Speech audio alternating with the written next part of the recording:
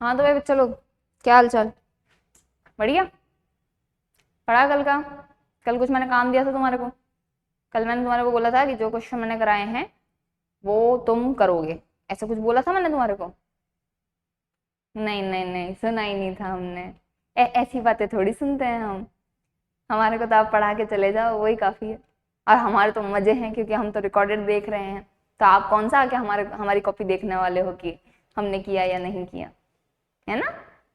सही बात है भाई। बेटा देखो, हमने तुम्हें देखा हो नहीं देखा हो, लेकिन स्टूडेंट लाइफ तो हम भी जी चुके हैं और जी भी रहे हैं। तो हमें पता है तुम क्या कर रहे हो। तो ऐसे मत सोचो कि नहीं पता लग रहा। तो अब तुम कर लेना, बहुत बढ़िया होगा तुम्हारे साथ में। तुम्हारे लिए ही अच्छा है। मैं तो कर चुकी हूँ ये क्वेश्चन, तुम्हारे लिए नए हैं, मेरे लिए नया नहीं है ये। तो मैंने तुम्हारे को कल क्वेश्चंस कराए थे लेंथ कॉन्ट्रैक्शन के, और मैंने करवाए थे टाइम डायलेशन की। ये दो करवाए थे मैंने।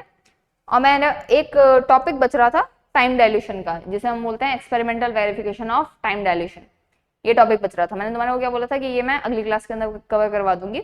और ये भी बोला था कि एक टॉपिक और है जिसके ऊपर मुझे तुम्हें न्यूमेरिकल्स कराने हैं, वो है addition of velocity. Addition of velocity basically जो वेलोसिटी ट्रांसफॉर्मेशन था उसी को एडिशन ऑफ वेलोसिटी के नाम से जाना जाता है। तो उसके ऊपर भी क्वेश्चंस नहीं हो पाए थे कल क्योंकि क्लास लंबी हो गई थी। तो आज अपन वो भी करेंगे और एक्सपेरिमेंटल वेरिफिकेशन भी करेंगे। एक्सपेरिमेंटल वेरिफिकेशन में मैंने तुम्हारे को क्या बोला था कि ये जो टॉपिक है ये तुम्हारा कहाँ से रिलेट किया हुआ है, ये न्यूक्लियर फिजिक्स से रिलेट किया हुआ है। और क्योंकि तुमने न्यूक्लियर फिजिक्स नहीं पढ़ी है तो इसलिए तुम्हारे को नहीं पता है कि क्या चीज हो रही है क्या। क्योंकि अभी जो मैं टर्म्स बोलूंगी वो तुम्हारे को ऐसी नई लगेगी कि यार ये क्या बोल गए आप। अभी तक तुम लोग क्या जानते हो? अभी तक तुमने केमिस्ट्री में भी यही चीज पढ़ा होगा, ठीक है, कि अगर हम बात करें पूरा यूनिवर्स की, अगर हम बात करें तो यूनिवर्स तुम्हारा किससे मिलके बना हुआ है? मटेरियल्स से मिलके बना हुआ है। Solid liquid gas, right. Material से मिलके बना हुआ है। तुम्हारा मटेरियल भी किससे मिलके बने हुए हैं? मॉलिक्यूल्स से मिलके बने हुए हैं, राइट। मॉलिक्यूलर स्ट्रक्चर वगैरह ये तुम केमिस्ट्री के अंदर पढ़ते हो। और फिर उसके बाद में तो मॉलिक्यूलर स्ट्रक्चर के अंदर तुम्हारे को क्या पता चलता है कि सबसे छोटा अविभाज्य कण, अनडिवाइडेड एलिमेंट जिसे तुम बोलते हो, वो क्या होता है? एटम होता है। और एटम के अंदर भी तुम्हारे को आगे ये चीज पता चलती है कि एटम भी क्या है? एटम के अंदर भी दो पार्ट है। एक तो है तुम्हारा न्यूक्लियस और एक है तुम्हारा इलेक्ट्रॉन। कुछ इस टाइप का तुम क्या करते हो? स्ट्रक्चर बनाते हो। यहाँ पे तो तुम्हारे पास में ये न्यूक्लियस हो जाता है और यहाँ पे क्या होता है? इलेक्ट्रॉन चक्कर लगाता है। इस न्यूक्लियस के अंदर कौन होते हैं? न्यूट्रॉन एंड प्रोटॉन होते हैं, राइट। अब अगर तुमने चार्ज के बारे में पढ़ा है, थोड़ा बहुत अगर तुम्हारे को आइडिया है, क्योंकि तुम 12th पढ़े हो और उसका पहला चैप्टर ही चार्ज है, तो तुम्हारे को एक चीज तो पता होगी कि पॉजिटिव पॉजिटिव रिपेल करते हैं, नेगेटिव नेगेटिव रिपेल करते हैं, और पॉजिटिव नेगेटिव क्या करते हैं? अट्रैक्ट करते हैं, राइट। तो न्यूक्लियस के अंदर प्रोटॉन है, पॉजिटिव चार्ज, न्यूट्रॉन है, न्यूट्रल। फिर भी वो वहां है, मतलब प्रोटॉन प्रोटॉन एक दूसरे को रिपेल नहीं कर रहे क्या? चक्कर क्या है? और ये न्यूट्रॉन के साथ कैसे रह पा रहा है? ये कभी दिमाग में आया कि ऐसा ऐसा क्यों हो रहा है कि वहां से प्रोटॉन एक दूसरे से रिपेल करके भाग क्यों नहीं गए? या और अगर वो न्यूट्रॉन वहां पे है, न्यूट्रॉन में कोई चार्ज नहीं है, तो वो वहां पे कैसे बैठा हुआ है प्रोटॉन के साथ में? ये चीज कभी सोचिए। ये चीजें तुम तब सोचोगे जब तुम्हारे पास में ऐसी कोई बुक आएगी, क्योंकि डेली लाइफ में हमें ऐसा सोचने का मौका नहीं पड़ता ना। डेली लाइफ में तो हम ऐसे रील देखते रहते हैं, हमारे को ऐसा कुछ लगता ही नहीं है कि हमें ये चीज सोचनी चाहिए। लेकिन अगर अब तुमने फिजिक्स ली है तो फिजिक्स का मतलब ही क्या है? अपने नेचर को समझना, सराउंडिंग को समझना, सराउंडिंग में जो चीजें हो रही है उनको समझना, उनको डेप्थ में जानने की कोशिश करना।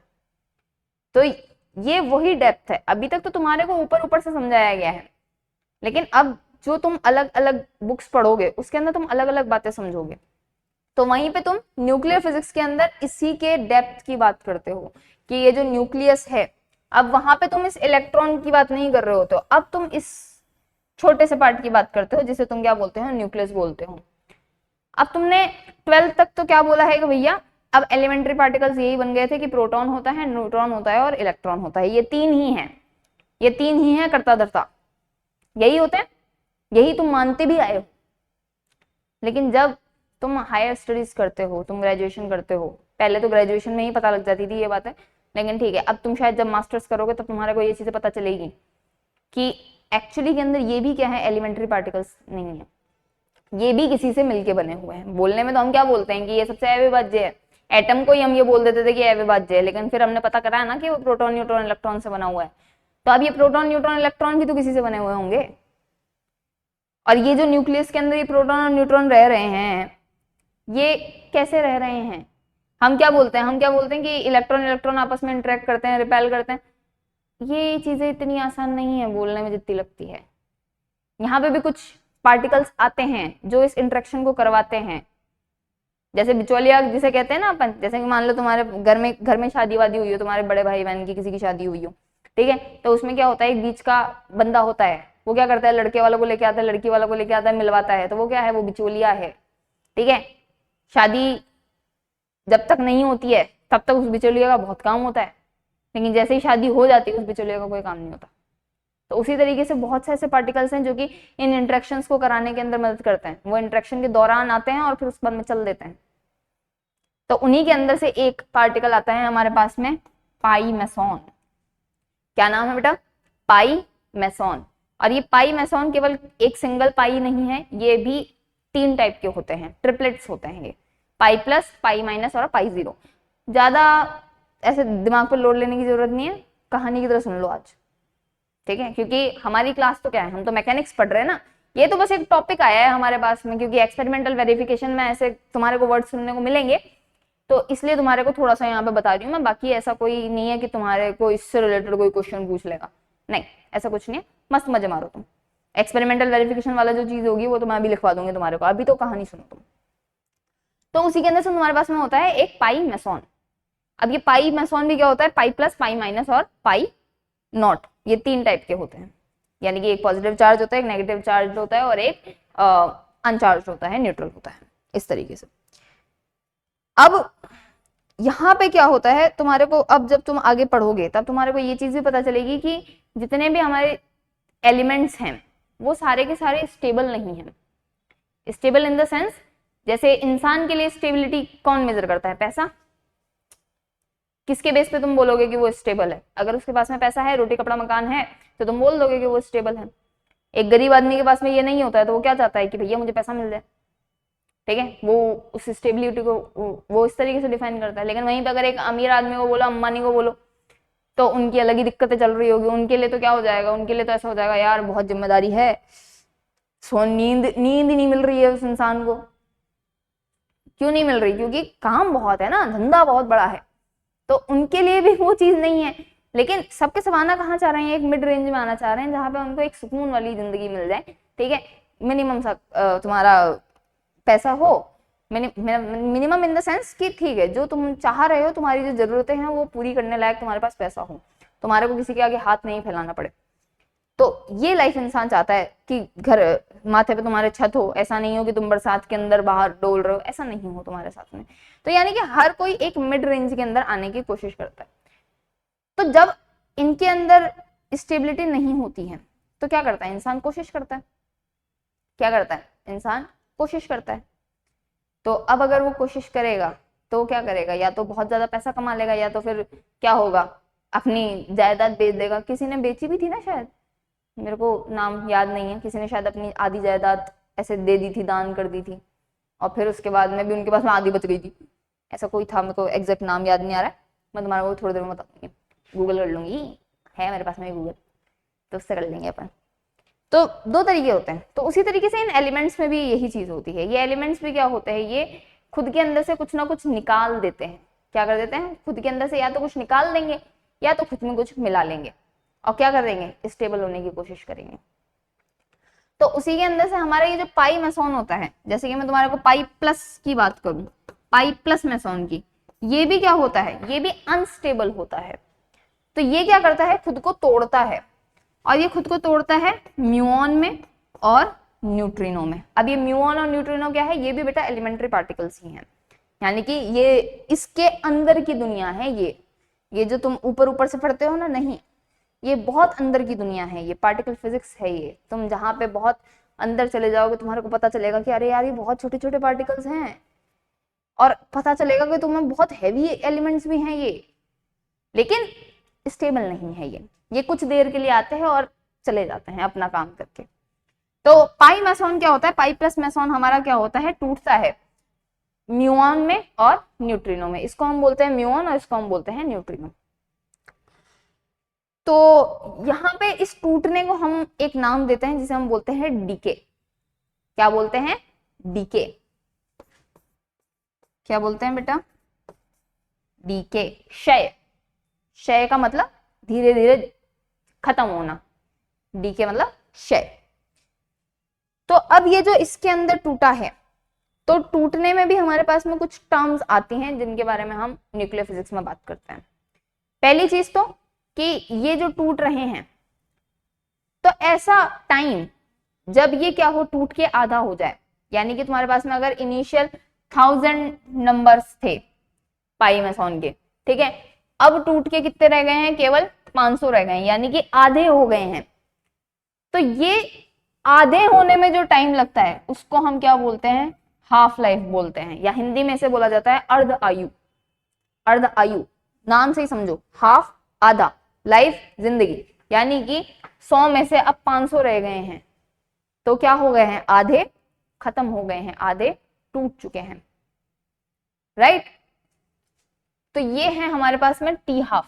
अब टी हाफ क्या होती है, हर एलिमेंट के लिए फिक्स होती है, कि हर एलिमेंट की अपनी एक टी हाफ होता है। जैसे कि पाई मेसॉन के लिए अगर मैं बात करूं, तो इसका जो तुम्हारे पास में टी हाफ आता है वो आता है अराउंड 1.8 इंटू 10⁻⁻8 सेकेंड। ये टाइम है, देख रहे हो, 10⁻⁻8, पावर कहां चली गई है, -8, यानी कि सोच लो, एक सेकंड के डिवाइड करो 10/8, 1/10⁸ सेकेंड, इतना सा हिस्सा, एक सेकंड का भी इतना सा हिस्सा, ये होता है इसका हाफ लाइफ। यानी कि इतने से टाइम में ये क्या हो जाता है, आधा हो जाता है। और ये प्रोसेस जरूरी नहीं है कि वो आधा होके ही स्टेबल हो जाए, ऐसा जरूरी नहीं होता है। वो क्या हो सकता है, और आगे डीके हो सकता है। क्या हो सकता है, और आगे डीके हो सकता है, लेकिन होगा इसी तरीके से धीरे धीरे। अब हाफ लाइफ मैंने क्या बोला, फिक्स होती है। तो हाफ लाइफ फिक्स होने का मतलब क्या है, अगर ये 1000 से 500 हुआ है, तो अब अगले टी हाफ में क्या होगा, 500 का आधा हो जाएगा। अगले टी हाफ में क्या हो जाएगा बेटा, 500 का आधा, कितना हो गया, 250 हो गया। अगले टी हाफ में इसका भी आधा हो जाएगा, अगले टी हाफ में इसका भी आधा हो जाएगा। तो यानी कि हर एलिमेंट के लिए टी हाफ तुम्हारी अलग अलग फिक्स है। और टी हाफ किस पे डिपेंड करेगी, जिस पर्टिकुलर टाइम पे तुम टी हाफ लगा रहे हो, उस पर्टिकुलर टाइम पे कितने एलिमेंट्स वहां पे, एलिमेंट के सॉरी, कितने नंबर ऑफ पार्टिकल वहां पे तुम्हारे पास में अवेलेबल है। जैसे कि 1000 से हमने शुरू किया था, तो 1000 पे जब हमने टी हाफ की बात करी तो 500 रह गए। अब 500 का टी हाफ, तो यानी कि इसका आधा, 1000 का आधा नहीं होगा। ऐसा नहीं कि यहां से यहां तक में 500 डीके हुए हैं तो अगले वाले के अंदर 500 और डीके हो जाएंगे ना, जितने प्रेजेंट में अवेलेबल हैं उसका आधा, ये क्या कहलाएगा, टी हाफ कहलाएगा। तो इसलिए जब हम इसका कर्व प्लॉट करते हैं, क्या करते हैं, कर्व प्लॉट करते हैं, डीके कर्व प्लॉट करते हैं। तो जैसे कि मान लो तुम्हारे पास में ये n0 नंबर ऑफ पार्टिकल थे, तो अब क्या होगा, ये टूटेगा, नंबर ऑफ पार्टिकल कम होंगे, कम होंगे, कम होंगे, कम होंगे, कम होंगे, और ये क्या हो जाएगा, ये इधर की तरफ जाना शुरू कर देगा। लेकिन ये कभी भी जीरो को टच नहीं करेगा। क्या नहीं करेगा, जीरो को टच नहीं करेगा, क्योंकि कुछ ना कुछ हिस्सा तो तुम्हारे पास बच ही जाएगा। जैसे कि अगर मान लो ऐसा था, एक पार्टिकल, जैसे कि मान लो तुम्हारे पास में आधे बच गए, ठीक है, तो अराउंड कितना हुआ, 0.5, फिर इस आधे का भी आधा हो गया, तो यानी कि 1/4, फिर इस आधे का भी आधा हो गया 1/8, इस आधे का भी आधा हो गया, यानी कि हाँ 2 4 4 8 8 2 16, हाँ। तो इस तरीके से क्या होगा, चाहे डिवाइड के अंदर ही चीजें क्या होती जाए, बढ़ती जाए, लेकिन पॉइंटों में कुछ ना कुछ तो तुम्हारे पास आता ही रहेगा। तो ये कर्व कभी भी क्या होता है, टच नहीं होता है। अब कुछ चीजें और आती हैं न्यूक्लियर फिजिक्स में, कि अब भैया ये डीके रेट वगैरह कैसे होती है, कैसे डिसाइड होती है, ये सब चीजें भी आती है उसके अंदर। लेकिन ज्यादा हम डेप्थ में नहीं जा रहे हैं यहाँ पे। क्या नहीं जा रहे हैं, डेप्थ में नहीं जा रहे हैं, अदरवाइज ये मैकेनिक्स की क्लास कम, न्यूक्लियर फिजिक्स की क्लास ज्यादा लगेगी। तो हम वो चीज नहीं कर रहे हैं, हमारे काम की जो चीजें हैं। तो उसमें से पहली चीज तुम्हारे को टी हाफ समझ में आना चाहिए। क्या समझ में आना चाहिए? T half. जैसे कि टी हाफ को मैं तुम्हारे को दूसरे तरीके से और समझाऊं तो इसको ऐसे भी कह सकते हो कि जैसे तुम्हारे को मैंने क्या दिए, 100 लड्डू दिए। क्या है, मैंने तुम्हारे को 100 लड्डू दिए, ठीक है। तुम्हारा टी हाफ क्या है कि तुम्हारा टी हाफ है मान लो 30 मिनट। टी हाफ क्या है? 30 मिनट है तुम्हारे लिए। तो यानी कि तुम क्या कर सकते हो, उन 100 लड्डुओं का आधा हिस्सा खा सकते हो। कितनी देर में? 30 मिनट में। कितने मिनट में? 30 मिनट में। तो जैसे कि मैंने तुम्हारे को कितने दिए थे, मैंने तुम्हें दिए 100 लड्डू, और टी हाफ है तुम्हारा 30 मिनट। टी हाफ है 30 मिनट, यानी कि तुम 30 मिनट के अंदर कितने लड्डू खा जाओगे? इसके आधे, यानी कि कितने बच जाएंगे? 50, राइट। लेकिन अगर मैंने तुम्हारे को खाने के लिए टाइम कितना दे दिया है, मैंने तुम्हारे को खाने के लिए 1 घंटे का टाइम दिया है। मैंने तुम्हें खाने के लिए कितने टाइम दिया है? 1 घंटे का टाइम दिया। तो उसमें तुम्हारी कितनी टी हाफ आ जाएंगी? 2 टी हाफ आ जाएगी क्या? 30-30 मिनट की 2 टी हाफ आ जाएगी, राइट। लेकिन क्योंकि पहले टी हाफ में कितने बच गए हैं? 50, तो अगले टी हाफ में तुम कितने खा पाओगे बेटा? इसका आधा, 25। नॉर्मल ऐसे ह्यूमन उसके हिसाब से भी सोचो, पहले पहले तो हम क्या करते हैं, गपा खा जाते हैं, ठीक है, लेकिन हमारा पेट भी तो भर ही रहा है ना। तो फिर आप क्या करोगे, अगले आधे घंटे में उतने तो नहीं खा पाओगे जितने तुम पहले खा रहे थे। टी हाफ के अकॉर्डिंग क्या करोगे तुम? केवल 25 खा पाओगे अब, राइट। तो यानी कि 1 घंटे के अंदर टोटल टाइम तुम्हारा कितना था? 1 आवर था। उसमें टी हाफ तुम्हारी कितनी हो गई? 2 टी हाफ आ गई। तो मैं एक तरीके से इसको ऐसे लिख दूं कि तुम्हारा 1 hour is equal to 2 into 30 minute, ये बोल दूं। और ये 1 क्या था? टोटल टाइम जो मैंने तुम्हें दिया था लड्डू खाने के लिए। 2 एक नंबर हो गया है, और 30 यानी कि तुम्हारा टी हाफ। इस 2 को अगर मैं ऐसे लिख दूं n, कोई नंबर हो गया है, तो कुछ ऐसा रिलेशन ही आएगा। मान लो मैं तुम्हारे को क्या कह रही हूं, तुम्हें मैंने 2 घंटे दिए लड्डू खाने के लिए। क्या करें, मैंने तुम्हें 2 घंटे दिए। तो अगर मैंने आप तुम्हें 2 घंटे दे दिए हैं, तो ये तो क्या है, जो मैंने तुम्हारे को प्रॉपर टाइम दिया है 2 घंटे लड्डू खाने के लिए। लेकिन तुम्हारी टी हाफ तो कितनी है? 30 मिनट की है। तो 30-30-30 करके तुम कितने टी हाफ निकाल दोगे? 4 टी हाफ निकाल दोगे। तो यानी कि ये क्या हो जाएगा, 2 hour is equal to 4 into 30 लिख दूं। बात तो सेम ही है। तो ये एक रिलेशन हमारे को पता होता है। अब जैसे कि मानो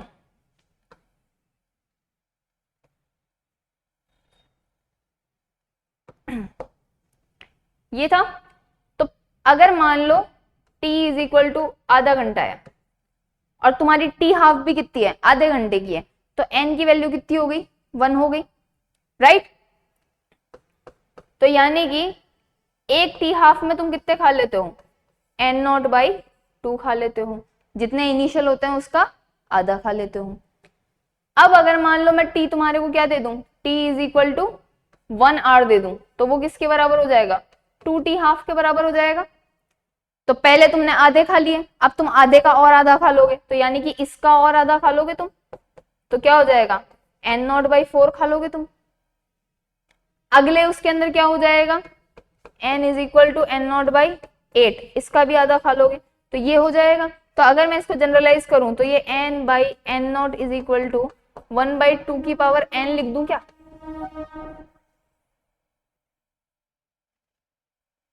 कहां से लिख दिया मैम? ये नहीं समझ आया, दिमाग के ऊपर से चला गया।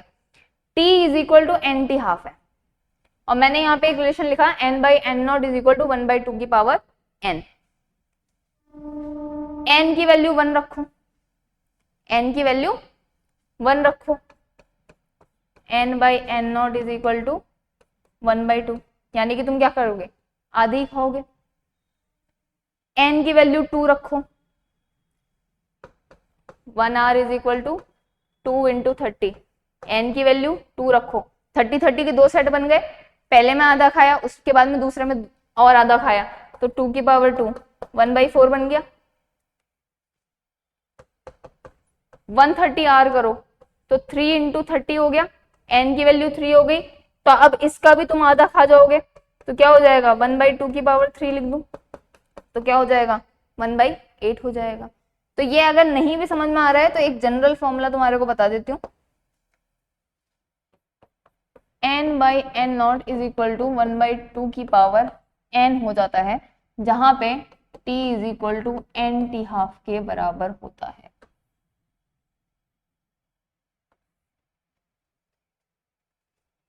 ठीक है, ये चीजें न्यूक्लियर फिजिक्स में बहुत अच्छे से पढ़ोगे। यहाँ पे तो मैं क्या है बहुत ऊपर ऊपर से पढ़ा रही हूँ तुम्हारे को, लेकिन वहां पे तुम पूरा प्रोसेस पढ़ोगे, इसके लिए तुम इक्वेशन भी निकालोगे कि कैसे डीके होती है, n is equal to n0 e to the power minus lambda T, ऐसा तुम पढ़ोगे, लेकिन अभी नहीं। वक्त के जो चीज जिस वक्त आनी हो उसी वक्त अच्छी लगती है। ठीक है, तो यहाँ पे ये देखो n/n0 इज इक्वल टू 1/2 की पावर n हो जाएगा। तो मैंने दो चीजें तुम्हारे को ध्यान रखनी है, टी हाफ का मतलब वो टाइम जहां पे एलिमेंट्स क्या हो जाए, इनिशियल का आधा हो जाए, राइट। और एक ये फॉर्मूला तुम्हारे को पता होना चाहिए, n का मतलब क्या है, कितने गुना है, तुम्हारे को जो गिवन टाइम है वो तुम्हारे टी हाफ का कितने गुना है। जैसे ये 1 घंटा था, मैंने तुम्हारे को टाइम दिया था, लेकिन टी हाफ तुम्हारा कितना था 30 मिनट था, तो 30 के 2 सेट बन गए, यानी कि वो क्या है टी हाफ का दुगना, वो उस 1 घंटे के बराबर हो जाएगा। तो n क्या है, कितने टाइम्स है, कितने मल्टीपल टाइम्स है तुम्हारे टी हाफ का, वो यहाँ पे तुम्हारे पास में n लिखा जाता है। डन। अब आते हैं अपन अपने मैकेनिक्स पे, क्या आते हैं अपनी मैकेनिक्स पे, जहां पे अपन ने बात करी कि भैया किस तरीके से, भाई 21 मिनट का लगा दिया मैंने तुम्हारे को न्यूक्लियर फिजिक्स, ऐसा लग रहा है न्यूक्लियर की क्लास चल रही है ये। चलो कोई बात नहीं, जान लो सीख लो। अब देखो पाई मैसॉन के केस में क्या हुआ, पाई मैसॉन के लिए जब उन्होंने ये चीज स्टडी करी, उन्होंने देखा कि पाई प्लस जो होता है वो म्यू प्लस में और म्यू ऑन के अंदर टूट जाता है, और इसके लिए जो टी हाफ निकली थी वो टी हाफ कितनी निकली थी 1.8 इंटू 10 टू द पावर -8, ये इसका टी हाफ होता है। क्या होता है, टी हाफ होता है। अब ये क्या होता है, पार्टिकल्स एनर्जाइज होते हैं, तो ये क्या होता है कंटिन्यू मूव करते रहते हैं। अब ये क्या होता है, चलते चलते टूटते रहते हैं। क्या होता है, चलते चलते टूटते हैं। तो इन्होंने क्या किया, इन्होंने ऐसे किया, इन्होंने एक सेटअप बनाया ऐसे, ये ऐसे, ठीक है। यहां से क्या हुआ, अपने पास में ये मैसॉन पार्टिकल आए, ठीक है। अब ये चलता चलता आ रहा है, उन्होंने क्या किया, ये एक प्लेस फिक्स करी, ये मान लो इसको फर्स्ट पोजीशन बोल दो, और इसको क्या बोल दो बेटा, सेकंड पोजीशन बोल दो, 2 पोजीशन बोल दी। अब ये यहां से चलता चलता आ रहा है, तो ये क्या हो रहा है, टूटता टूटता आ रहा है। क्या हो रहा है, टूटता टूटता आ रहा है। तो जितना इनिशियल में था उतना तो यहां तक नहीं पहुंचेगा, नहीं पहुंचेगा। तो यहां पे मान लो कुछ n0 नंबर इनिशियल, क्योंकि फर्स्ट पोजीशन है ना, इन्होंने यहाँ पे मेजर किया कि भाई यहाँ पे n0 नंबर पहुंच गए हैं, ठीक है। फिर उसके बाद में उन्होंने 30 मीटर की डिस्टेंस के ऊपर इन्होंने वापस मेजर किया, तो अब n0 तो नहीं पहुंचेंगे, क्योंकि वो क्या हो जाएगा, डीके हो जाएगा। तो यानी कि अब ये कितने पहुंचेंगे, n नंबर ऑफ पार्टिकल्स पहुंचेंगे, राइट। तो इन्होंने क्या किया, इन्होंने टाइम मेजर किया। क्या किया, टाइम मेजर किया, और इन्होंने ये पता किया कि भैया यहां कितने पहुंचे और यहां कितने पहुंचे। और उनका जो एक्सपेरिमेंट आया, उनके अकॉर्डिंग ये था कि अगर यहाँ पे n0 है तो यहां तक कितने पहुंच चुके हैं, 60% पाई प्लस पार्टिकल पहुंच चुके हैं, इनिशियल के 60% यहां तक पहुंच चुके हैं। तो यानी कि कितने खत्म हो चुके हैं, 40% खत्म हो चुके हैं, राइट। इन्होंने क्या किया, टाइम कैलकुलेट किया। टाइम कैसे कैलकुलेट करेंगे, चाल इज इक्वल टू दूरी बटा समय, तो डिस्टेंस अपॉन वेलोसिटी। डिस्टेंस देखो, यहां से यहां तक डिस्टेंस कितनी होती है, 30 मीटर, और वेलोसिटी, इनकी वेलोसिटी जो पाई मैसॉन पार्टिकल होती है, इनकी वेलोसिटी होती है बेटा 0.99 c, यानी कि स्पीड ऑफ लाइट को अप्रोच करते हैं ये, इतनी ज्यादा स्पीड होती है इन पार्टिकल्स की। तो यहाँ पे अगर यहाँ पे रखा जाए तो इसको एक तरीके से तुम क्या कह सकते हो, सी ही तुम कंसिडर कर लो, तो कोई दिक्कत नहीं है। तो ये क्या हो जाएगा, 3 into 10 to the power 8 consider कर लो, इसको 0.99 को क्या मान लेते हैं, 1 मान लेते हैं, तो स्पीड कितनी हो जाएगी, c के बराबर हो जाएगी, और c की वैल्यू क्या होती है, 3 × 10⁸ होती है। तो यहाँ से तुम्हारे पास में जो टाउ की वैल्यू निकली, वो टाउ की वैल्यू कितनी निकलेगी, यहाँ देखो, ये हो जाएगा 10, ये ऊपर जाएगा 10⁻⁻7, ये हो जाएगा, या फिर इसी को मैं क्या बोल दूं, 10 × 10⁻⁸ कह दूं क्या, देखो यहां से अगर इसको देखें तो ये पावर क्या होगी, प्लस होगी, तो 10⁻⁻7 ही तो रहेगा। तो यानी कि ये क्या आया, टाइम निकला, कि यहां से यहां तक पार्टिकल को आने में इतना टाइम लग रहा है। कितना टाइम लग रहा है, इतना टाइम लग रहा है। तो ये तो बेटा क्या हो गया, वो गिवन टाइम हो गया है। क्या टाइम हो गया है, गिवन टाइम हो गया है। लेकिन इसका टी हाफ कितना होता है, 1.8 × 10⁻⁻8, टी हाफ तो इतना ही होता है। तो कितना गुना है ये, n = t/t², n = t कितना मिला हमारे को, 10 × 10⁻⁻8 डिवाइडेड बाय टी हाफ कितना है इसका एक्चुअल में, 1.8 × 10⁻⁸। तो ये वैल्यू तुम्हारे पास में कितनी आएगी, अराउंड 5.6 के आसपास निकलती है। यानी कि तुम्हारी टी हाफ का कितना है, 5.6 टाइम्स है ये। तो अगर n की वैल्यू इतनी है, तो यहाँ पे n/n0 की वैल्यू, n/n0 की वैल्यू कितनी हो जाएगी, 1.2 की पावर 5.6, कितना हो जाएगा, 5.6, ये कुछ आएगी। तो यानी कि n की वैल्यू कितनी हो जाएगी, n0 डिवाइडेड बाय 2 की पावर 5.6, कितनी हो जाएगी, 2 की पावर 5.6। और अगर हम इसको अगर कैलकुलेट करें, तो परसेंटेज में अगर कैलकुलेट करें तो ये वैल्यू कितनी होगी, अराउंड 2%। यानी कि अगर चीजों को इसकी लाइफ टाइम से कंपेयर करके देखा जाए, तो ये जो टाइम आपने कैलकुलेट किया है, इस टाइम के अंदर केवल और केवल 2% ही बचने चाहिए थे। कितने बचने चाहिए थे, केवल 2% बचने चाहिए थे, लेकिन बच कितने रहे हैं, 60% बच रहे हैं। ये तो मतलब कुछ लोचा है, क्योंकि डीके रेट तो यही बोल रही है ना, डीके रेट आपको क्या बोल रही है कि हर 1.8 × 10⁸ सेकंड में वो आधा हो जाएगा, राइट। फिर अगले 1.8 × 10⁸ सेकंड के अंदर वो उसका भी और आधा हो जाएगा। तो ऐसे करते करते अगर इसको और इसको हम कंपेयर करें, तो इतने टाइम में आधे होते होते वो कितना बचना चाहिए था, केवल 2% बचना चाहिए था। बच कितना रहा है, 60% बच रहा है। मतलब कुछ तो झोल है। तो ये झोल जो था, ये हमारे को पता चला टाइम डायलेशन से। किससे पता चला, टाइम डायलेशन से। अब टाइम डायलेशन से कैसे पता चला, रुको बताते हैं हम तुम्हें, हम बताएंगे ना यार तुम्हारे को। तुम हमारे लेक्चर देख रहे हो तो हम ही बताएंगे तुम्हारे को, और तो कौन बताएगा। देखो अब मैंने क्या बोला, तुम्हारा टाइम डायलेशन कब लगता है बेटा, जब तुम्हारा कोई भी पार्टिकल है वो किसको अप्रोच कर जाए, स्पीड ऑफ लाइट को अप्रोच कर जाए, तभी जाके तुम्हारा एसटीआर एप्लीकेबल होता है। यानी कि तभी तुम्हारे पास में लेंथ कॉन्ट्रैक्शन, टाइम डायलेशन जैसी चीजें आ जाती है, राइट। ये टाइम क्या है, बहुत ज्यादा है। क्या है, बहुत ज्यादा है एज कंपेयर टू दिस, है ना। तो बात यह है कि क्या ये जो लेबोरेटरी में आपने टाइम मेजर किया है, क्या ये सही टाइम है, या फिर कहीं आप टाइम ज्यादा तो मेजर नहीं कर रहे हो, कहीं आपको ऐसा लग तो नहीं रहा है कि ये टाइम ज्यादा है। क्योंकि तुमने क्वेश्चंस अभी किए हैं, तुमने लास्ट क्लास के अंदर करे हैं, तुम्हारे को क्या पता चल रहा है, टाइम डाइल्यूट होता है, यानी कि टाइम की वैल्यू ज्यादा निकल के आती है। तो यानी कि ये जो तुमने टाइम मेजर किया है, ये कहाँ है, ये बहुत ज्यादा है।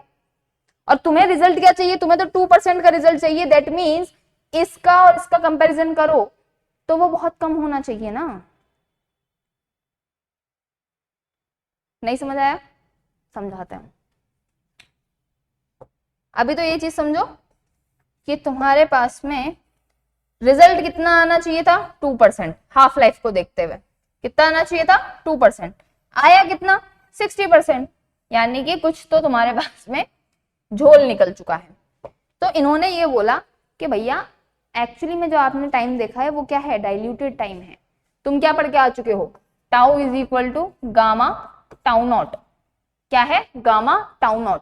ये टाउ तुम्हारा क्या है, जो बाहर से ऑब्जर्वर देख रहा है, ये वो टाइम थोड़ी ना है जो म्यून ने खुद को बताया, खुद के बारे में बताया, वो थोड़ी ना है। म्यून ने थोड़ी बताया कि भाई यहाँ से यहाँ तक जाने में मुझे इतना टाइम लग रहा है, ये तो तुमने बाहर से बैठ के कैलकुलेट किया ना। अभी अभी जो तुमने ये टाउ कैलकुलेट किया था, tau is equal to distance upon velocity, distance कितनी 30 metre divided by velocity into 3 into 10 to the power 8, तो ये निकाली 10 into 10 to the power -8 second. ये जो टाइम निकाला ये तो किसने निकाला, बाहर से किसी बंदे ने बैठ के निकाला ना। तो ये टाइम कौन सा है, इम्प्रॉपर टाइम है ना। कौन सा टाइम है, इम्प्रॉपर टाइम है। अब म्यून अगर खुद के सॉरी पाई मैसॉन अगर खुद के बारे में बताए तो टाउ की वैल्यू कितनी हो जाएगी, टाउ अपॉन गामा हो जाएगी, यही हो जाएगी।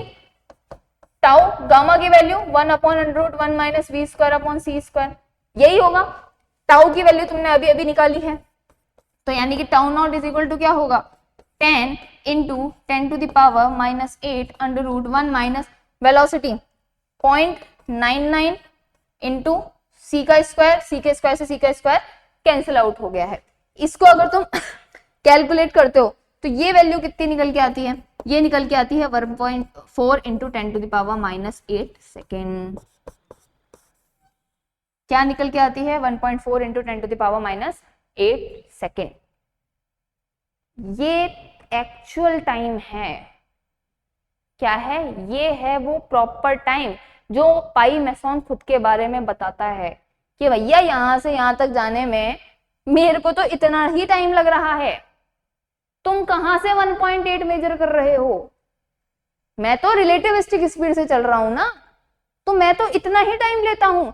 तुम हो जो बाहर से बैठ के देख रहे हो और इम्प्रॉपर टाइम कैलकुलेट करके बता रहे हो, और इम्प्रॉपर टाइम तुमने बता दिया ये 10 इंटू 10 टू द पावर -8, इतना ज्यादा बता दिया। मेरे को जितना ज्यादा टाइम तुम लड्डू खाने के लिए दोगे मैं तो उतने ही ज्यादा लड्डू खाऊंगा ना, ठीक है। तुम मेरा टाइम कम कर दो। तुमने जैसे कि मैंने तुम्हारे को क्या बोला, लड्डू वाली बात वापस आ जाता है, पर तुम्हारे को मैंने आधा घंटा दिया, तुम आधे ही खा सकते हो। मैंने तुम्हें 1 घंटा दे दिया, तुम आधे का आधा कर दोगे। पहले तुमने 50 खा लिए, अब उसका और आधा खा लोगे, तुम 75 लड्डू खा लोगे। तो यानी कि जितना ज्यादा टाइम तुम्हारे लिए बढ़ाते जाएंगे उतना ही ज्यादा तुम क्या होते जाओगे, डीके होते जाओगे। तो ये जो तुमने बाहर से बैठ के कैलकुलेट किया है ना, ये तुमने बहुत ज्यादा टाइम कैलकुलेट कर दिया है। मेरे को तो पहुंचने में केवल इतना ही टाइम लग रहा है, और इस चक्कर में क्या हो रहा है वहां पे केवल 60%। अब इसको और इसके टी हाफ को तुम कंपेयर करो, क्या करो, कंपेयर करो। अब गिवन टाइम कितना हो गया है, 1.4 into 10 to the power -8 second हो गया है, is equal to n into 1.8 into 10 to the power -8। Compare कर लो। अब ये n की वैल्यू तुम्हारे पास कितनी निकलेगी, ये अराउंड, अब तुम्हारे पास में n की वैल्यू निकलेगी 0.78। 0.78 रख दो यहाँ पे, तुम आ जाएगा तुम्हारा रिजल्ट 60%। तो यानी कि जो तुम्हारा ये जो ऑब्जर्वेशन था, पूरा सेटअप था, ये जो चीजें हो रही थी कि तुमने क्या बोला कि यहाँ पे हमने कैलकुलेट करे कि कितने पार्टिकल थे, हमने बोल दिया n0 थे, ठीक है। यहाँ पे कितने पहुंचे, 60% पहुंचे, यानी कि कितने हो गए, 40% हो गए, शहीद हो गए हैं, खत्म हो चुके हैं। लेकिन फिर इन्होंने टाइम कैलकुलेट किया, इन्होंने बैठ के ऐसे पेपर पे टाइम कैलकुलेट किया कि भैया दोनों के बीच की डिस्टेंस 30 मीटर है, उनको स्पीड उसकी क्या है, पार्टिकल की स्पीड ऑफ लाइट के बराबर है।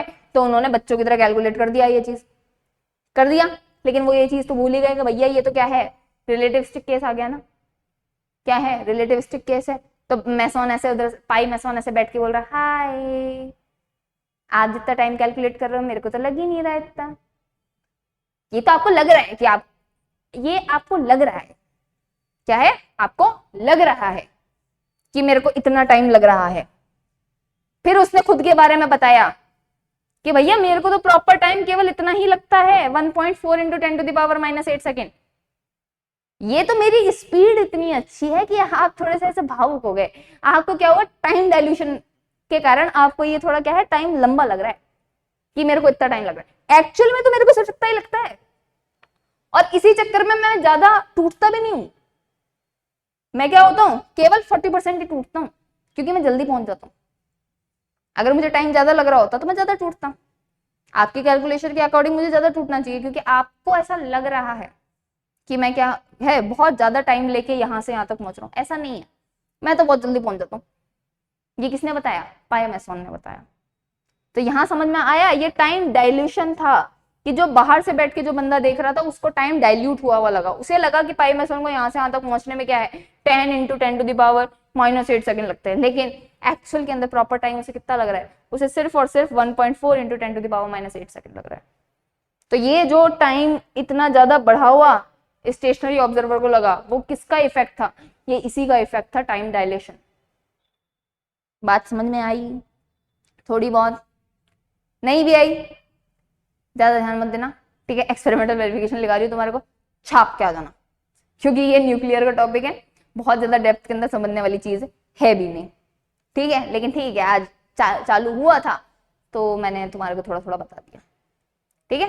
बाकी जब जिस टाइम पे कभी तुम फ्यूचर में पढ़ोगे, तब तुम्हारे को एक बार के लिए ये चीजें रिकॉल हो जाएगी कि अरे यार हाँ ऐसा कुछ पढ़ा तो था हमने, वहां पे तुम बहुत बहुत अच्छे से रिलेट करोगे, लेकिन अभी नहीं कर पाओगे। तो अभी हम तुम्हारे को क्या करते हैं, हम तुम्हें थोड़ा सा लिखवा देते हैं, क्योंकि तुम्हारे को तो लिख के आना है ना वहां पे। तो हेडिंग डालो बेटा, हेडिंग डालो।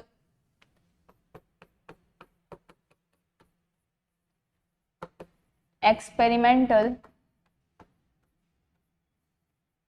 Verification of time dilation. काल विस्फारण का प्रायोगिक सत्यापन। काल विस्फारण का प्रायोगिक सत्यापन।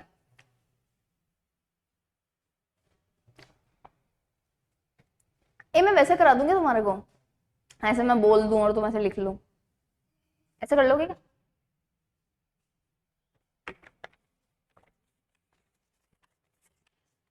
क्या मतलब इतना लिखवाने का यार तुम्हारे को? ऐसे कॉपियां भरा दूंगा तुम्हारे को, हाँ क्या मतलब? मैं ऐसे ऐसे थोड़ा सा करूँ ना यार, मैं भी ऐसे बोल दिया करूँ, ऐसे हिंदी वालों को ऐसे बोल दूं, इंग्लिश वालों को ऐसे बोल दूं, मेरे लिखने का काम कम हो जाएगा यार, नहीं करूँ? ठीक है भाई, जैसा तुम लोगों का आदेश। चलो थोड़ा सा पहले हम क्या करते हैं, म्यूऑन के बारे में लिख लेते हैं कि भैया म्यूऑन क्या होता है। तो थोड़ी बहुत चीजें तुम लिख लेना। तो एक्सपेरिमेंटल वेरिफिकेशन, इसमें लिखो decay of pi meson, decay of pi meson, decay of pi meson. और इसमें लिखो, हिंदी में लिखो पाइमेसॉन का क्षय, पाइमेसॉन का क्षय। पाइमेसॉन is an elementary particle. Pi-meson is an elementary particle.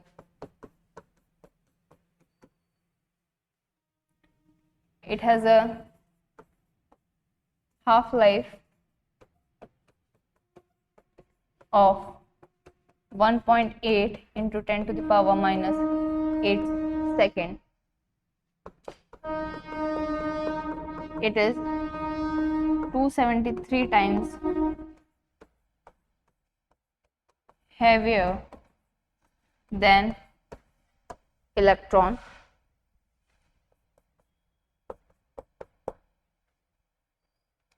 Its speed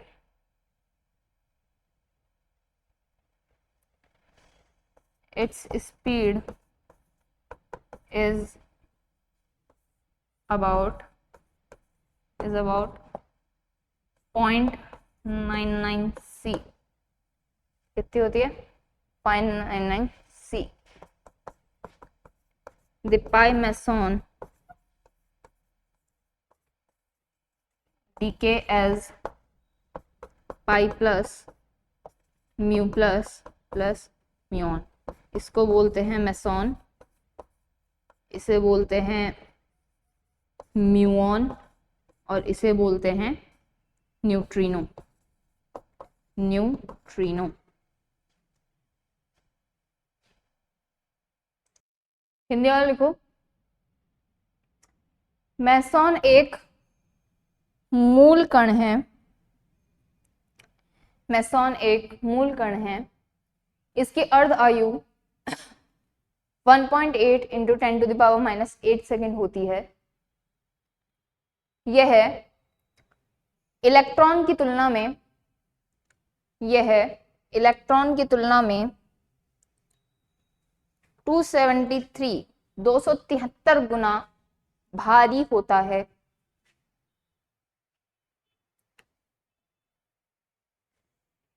इसका वेग लगभग 0.99 c के बराबर होता है।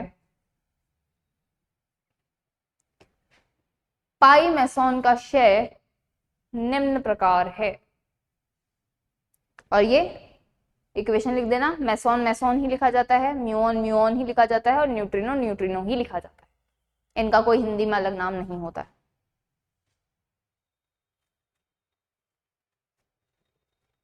आज तो गजब ही तुमने न्यूक्लियर की क्लास पढ़ ली।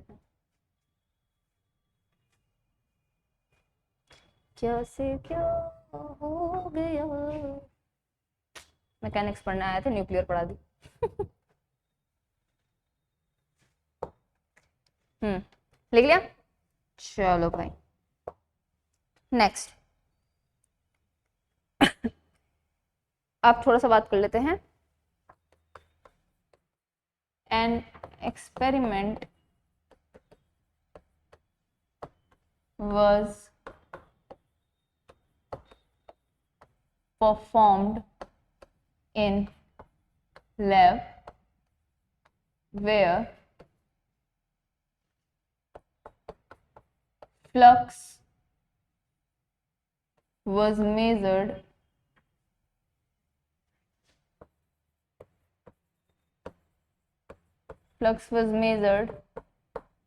at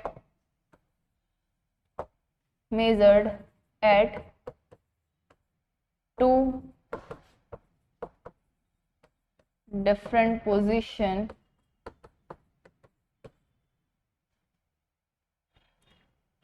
flux was measured at two different position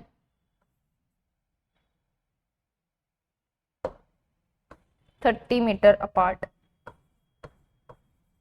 30 meter apart as shown in figure। अब यहाँ पे मैंने क्या टर्म यूज करी है, फ्लक्स। फ्लक्स का मतलब क्या होता है, अब तुम क्या होता है, बहुत सारे अल्फा पार्टिकल हैं, सॉरी अल्फा क्या, सॉरी बहुत सारे पाई मेसॉन है हमारे पास में। अब ये क्या होंगे, सारे के सारे तुम ऐसे बैठ के कैलकुलेट तो नहीं करोगे ना कि एक गया, दो गया, तीन गया। पहली चीज तो साइज बहुत छोटी, ऊपर से स्पीड ऑफ लाइट, कैसे मेजर करोगे। तो हम क्या करते हैं, हम उनका फ्लक्स मेजर करते हैं। फ्लक्स मेजर करने का मतलब क्या है, हम एक ऐसे एरिया के अंदर कितने पार्टिकल पास हुए हैं हम वो ले लेते हैं। तो यानी कि number of particle passing through this particular area, जितने इस एरिया से पास होंगे और कितने टाइम में, पर यूनिट एरिया और यूनिट टाइम, उसको हम क्या बोलते हैं, फ्लक्स कहते हैं। फ्लक्स हमारे पास में इलेक्ट्रोडायनेमिक्स के अंदर हम कैलकुलेट करते हैं। स्कैटरिंग का जब पार्ट आता है न्यूक्लियर का, तब भी हम ये चीजें कैलकुलेट करते हैं। लेकिन यहाँ पे हमारे को कैलकुलेट नहीं करना, क्योंकि हम क्या पढ़ रहे हैं बेटा, हम मैकेनिक्स पढ़ रहे हैं। तो यहाँ पे तुम्हारे को फ्लक्स कैलकुलेट नहीं करना है। इन्होंने किया था एक्सपेरिमेंट के अंदर।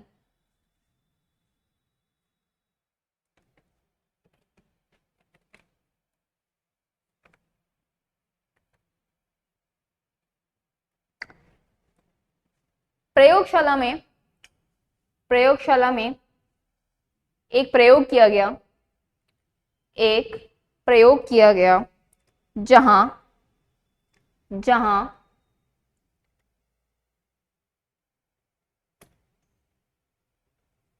दो अलग अलग बिंदुओं पर, जहां दो अलग अलग बिंदुओं पर जो कि एक दूसरे से 30 मीटर की दूरी पर स्थित हैं, जो कि एक दूसरे से 30 मीटर की दूरी पर स्थित हैं, पर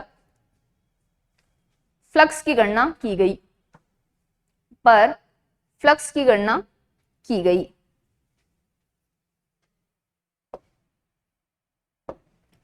तो इससे ऑब्जर्वेशन क्या आया, यानी कि उन्होंने क्या देखा। ओ, तुम्हारे को डायग्राम भी तो नहीं बताया मैंने, ये ऐसे ही था जैसा अभी बनाया था ना। इसको पोजीशन फर्स्ट कह दो, इसको सेकंड कह दो, दोनों के बीच की डिस्टेंस कितनी है बेटा, 30 मीटर है। यहां से तुम्हारे पास में पाई मैसॉन आ रहे हैं, ठीक है, वो इस वाले एरिया को क्रॉस करेंगे, फिर उसके बाद में कहाँ होंगे, यहाँ तक पहुंच जाएंगे। तो यहाँ से यहाँ तक पहुंचने में भी मान लो n नॉट पहुंच गए, यहाँ पे तुम्हारे पास में n पहुंच गए। तो ऑब्जर्वेशन हमारे पास में क्या था, पहला observation, it was observe, it was observed that the flux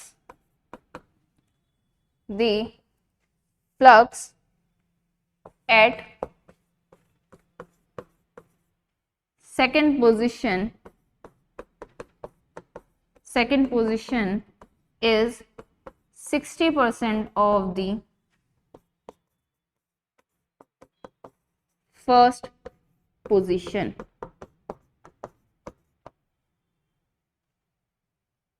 यह पाया गया कि द्वितीय स्थिति में फ्लक्स का मान प्रथम स्थिति का 60% था। तो यानी कि 60% वहां तक पहुंच गए। अगर यहाँ पे तुम्हारे पास में 100 थे तो वहां पे कितनी पहुंच गए, 60 पहुंच गए, 60% वहां तक पहुंच चुके हैं। सो time interval in lab frame, lab frame बाहर से बंदा देख रहा है तो कौन सा टाइम होगा, इम्प्रॉपर टाइम। कौन सा टाइम होगा बेटा, इम्प्रॉपर टाइम। उसकी वैल्यू कितनी निकलेगी, तो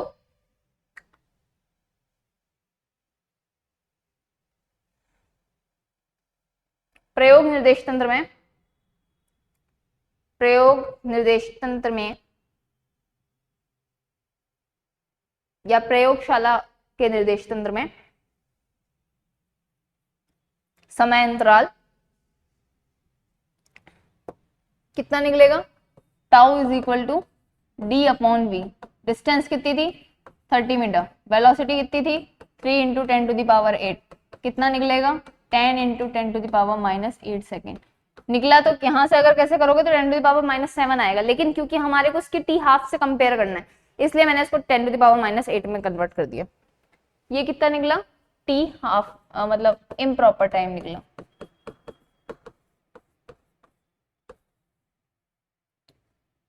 राइट, आगे लिखो, if we compare it with the half life of pi meson, then it is 5.6 times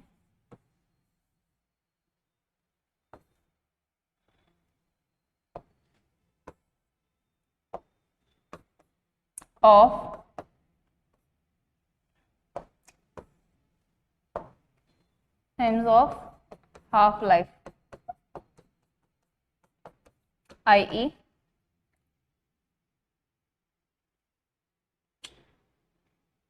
कितना है, 5.6 टाइम्स है, तो यानी कि t is equal to 5.6 of T half. then n by n naught is equal to 1 by 2 की power n is equal to 1 by 2 की power 0.56. In percentage it is equal to 2%.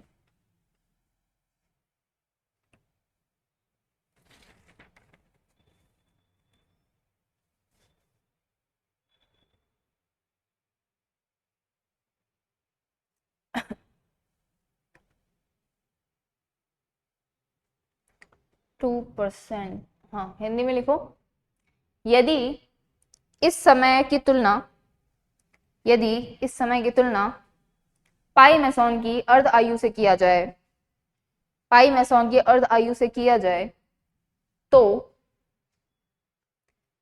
यह समय उसकी अर्ध आयु का 5.6 गुना होगा। 5.6 गुना होगा। तो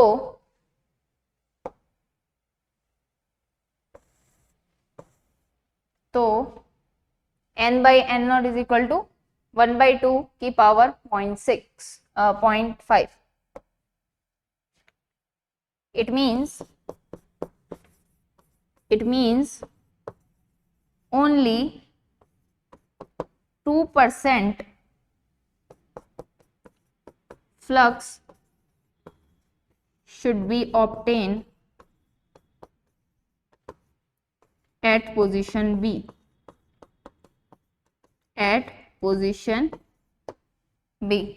परसेंटेज में चेंज करना आता है ना, 100 मल्टीप्लाई वैल्यू निकाल के कुछ करना आता है, वही करना है यहाँ पे। परसेंटेज में जब हम निकालते हैं तो कितना निकल के आएगा यहाँ पे 2% फ्लक्स। आ कितना रहा है 60% आ रहा है। आगे लिखो।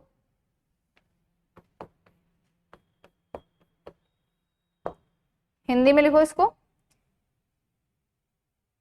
इसका तात्पर्य है कि केवल 2% फ्लक्स ही द्वितीय स्थिति पर प्राप्त होना चाहिए। 2% फ्लक्स ही द्वितीय स्थिति पर प्राप्त होना चाहिए।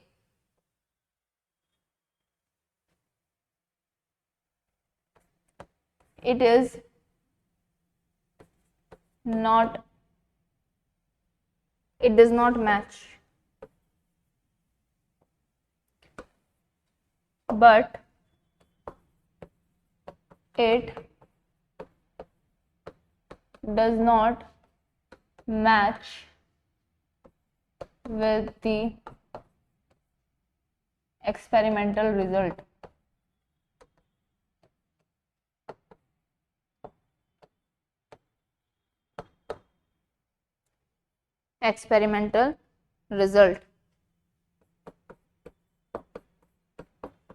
According to time dilation, tau is equal to gamma tau naught। तो tau naught is equal to क्या है, tau by gamma। ये क्या है, प्रॉपर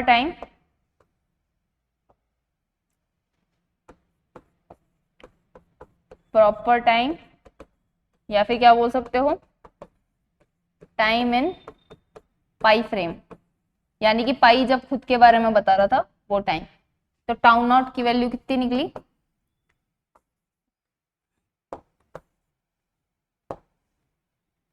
टाउ की वैल्यू 10 × 10⁻⁻8 अंडर रूट 1 माइनस 0.99 का स्क्वायर। सी स्क्वायर से सी स्क्वायर अपने पास में कैंसिल आउट हो गया है। तो ये वैल्यू कितनी निकली, tau naught is equal to 1.4 × 10⁻⁸ second. Now we compare it with half-life of pi meson, then it is 0.7 times of half life. Hindi में लिखो, लेकिन यह हमारे प्रायोगिक निष्कर्षों से मेल नहीं खाता, प्रायोगिक निष्कर्षों से मेल नहीं खाता। काल विस्फारण के अनुसार, काल विस्फारण के अनुसार tau is equal to gamma tau naught, तो tau naught is equal to gamma tau. Tau जो लेफ्ट फ्रेम में था वो भी अभी हम निकाल चुके थे, वैल्यू सब्स्टिट्यूट करी, तो ये हमारे पास में कितना निकल रहा है अगर कंपेयर करोगे तो, एज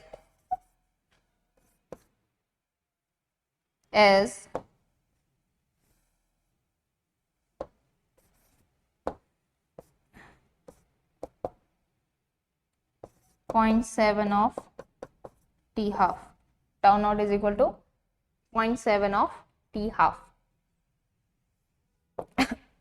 इस वाले को भी ऐसे टाउ लिख देना। अब अगर इसको तुम सब्स्टिट्यूट करोगे, n by N naught is equal to 1/2 की पावर n, n कितना हो गया 0.7, 8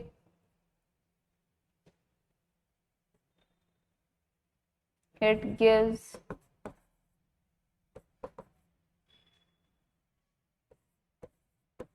gives the result that 60% flux is obtained at position 2.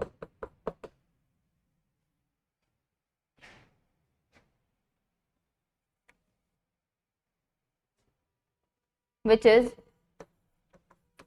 is similar, भाई चूहा आया, which is similar to our experimental result, which is similar to our experimental result। Hindi में लिखो, इससे हमें पता चलता है, इससे हमें पता चलता है कि इस समय के अनुसार दूसरी स्थिति पर 60% फ्लक्स प्राप्त होगा, 60% फ्लक्स प्राप्त होगा, जो कि हमारे प्रायोगिक निष्कर्षों के तुल्य है, जो कि हमारे प्रायोगिक निष्कर्षों के तुल्य है। Hence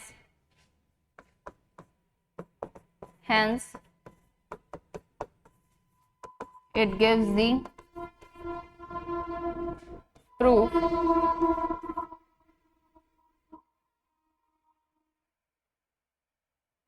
the proof of time dilation experimentally।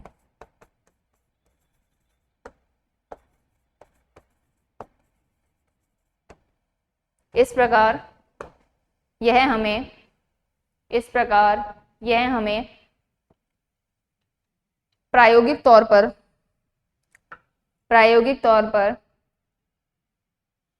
काल विस्फारण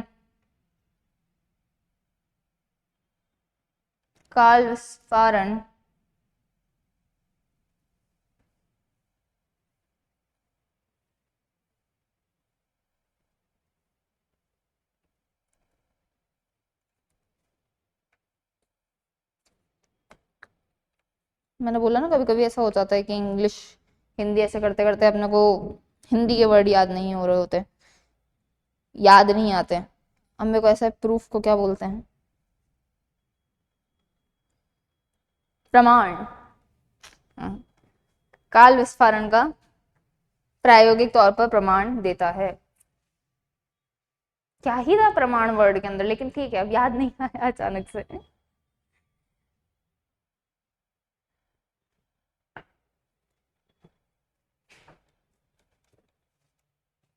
बच्चे तुम लोगों को डाउट नहीं आते क्या कुछ भी?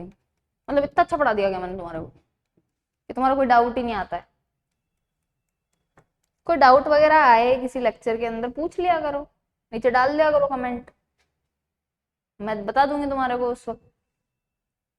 हम कौन सा ऐसे चिट्ठी पत्री के जमाने में रह रहे हैं कि भैया ये तो आज आज चिट्ठी लिखेंगे, कल डाक होगी, फिर उसका 2 महीने में पहुंचेगा मेरे तक। डिजिटल एरा है, नहीं समझ आ रहा तो डाल दो नीचे कमेंट, भाई ये नहीं आया समझ में, इस पर्टिकुलर टाइम पे आपने क्या चीज बोली, बता दिया करो, मैं कर दूंगी रिप्लाई। ऐसे कोई दिक्कत वाली बात नहीं है। ऐसे मत समझो कि ये भैया किसी ने डाल के छोड़ दिए हैं ना, मैं रेगुलरली चेक करती हूँ, किसी का कोई ऐसा डाउट आया हो मैं चेक करती हूँ। लेकिन ठीक है, तुम इतने इंटेलिजेंट हो, या कहूँ मैं तुम्हारे को इंटेलिजेंसी का क्रेडिट क्यों दूँ, मैं खुद को दूंगी ना, मैंने इतना अच्छा पढ़ा दिया तुम्हारे को, तुम्हारे को डाउट ही आता है भाई।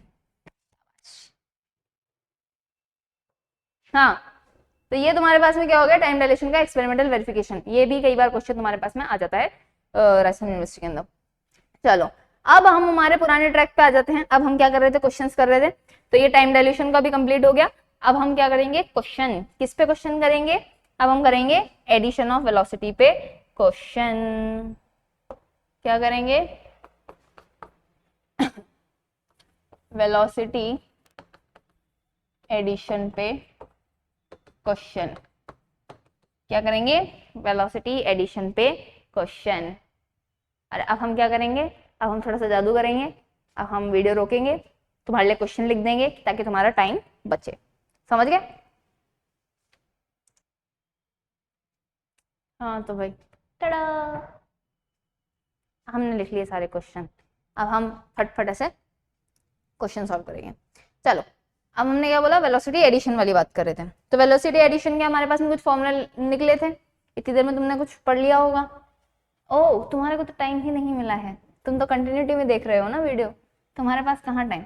हाँ, तो जब हमने वहां पे कुछ फॉर्मूलाज निकाले थे कि किस तरीके से वेलोसिटी ट्रांसफॉर्म होती है, तब हमारे पास में कुछ ऐसे फॉर्मूला निकले थे।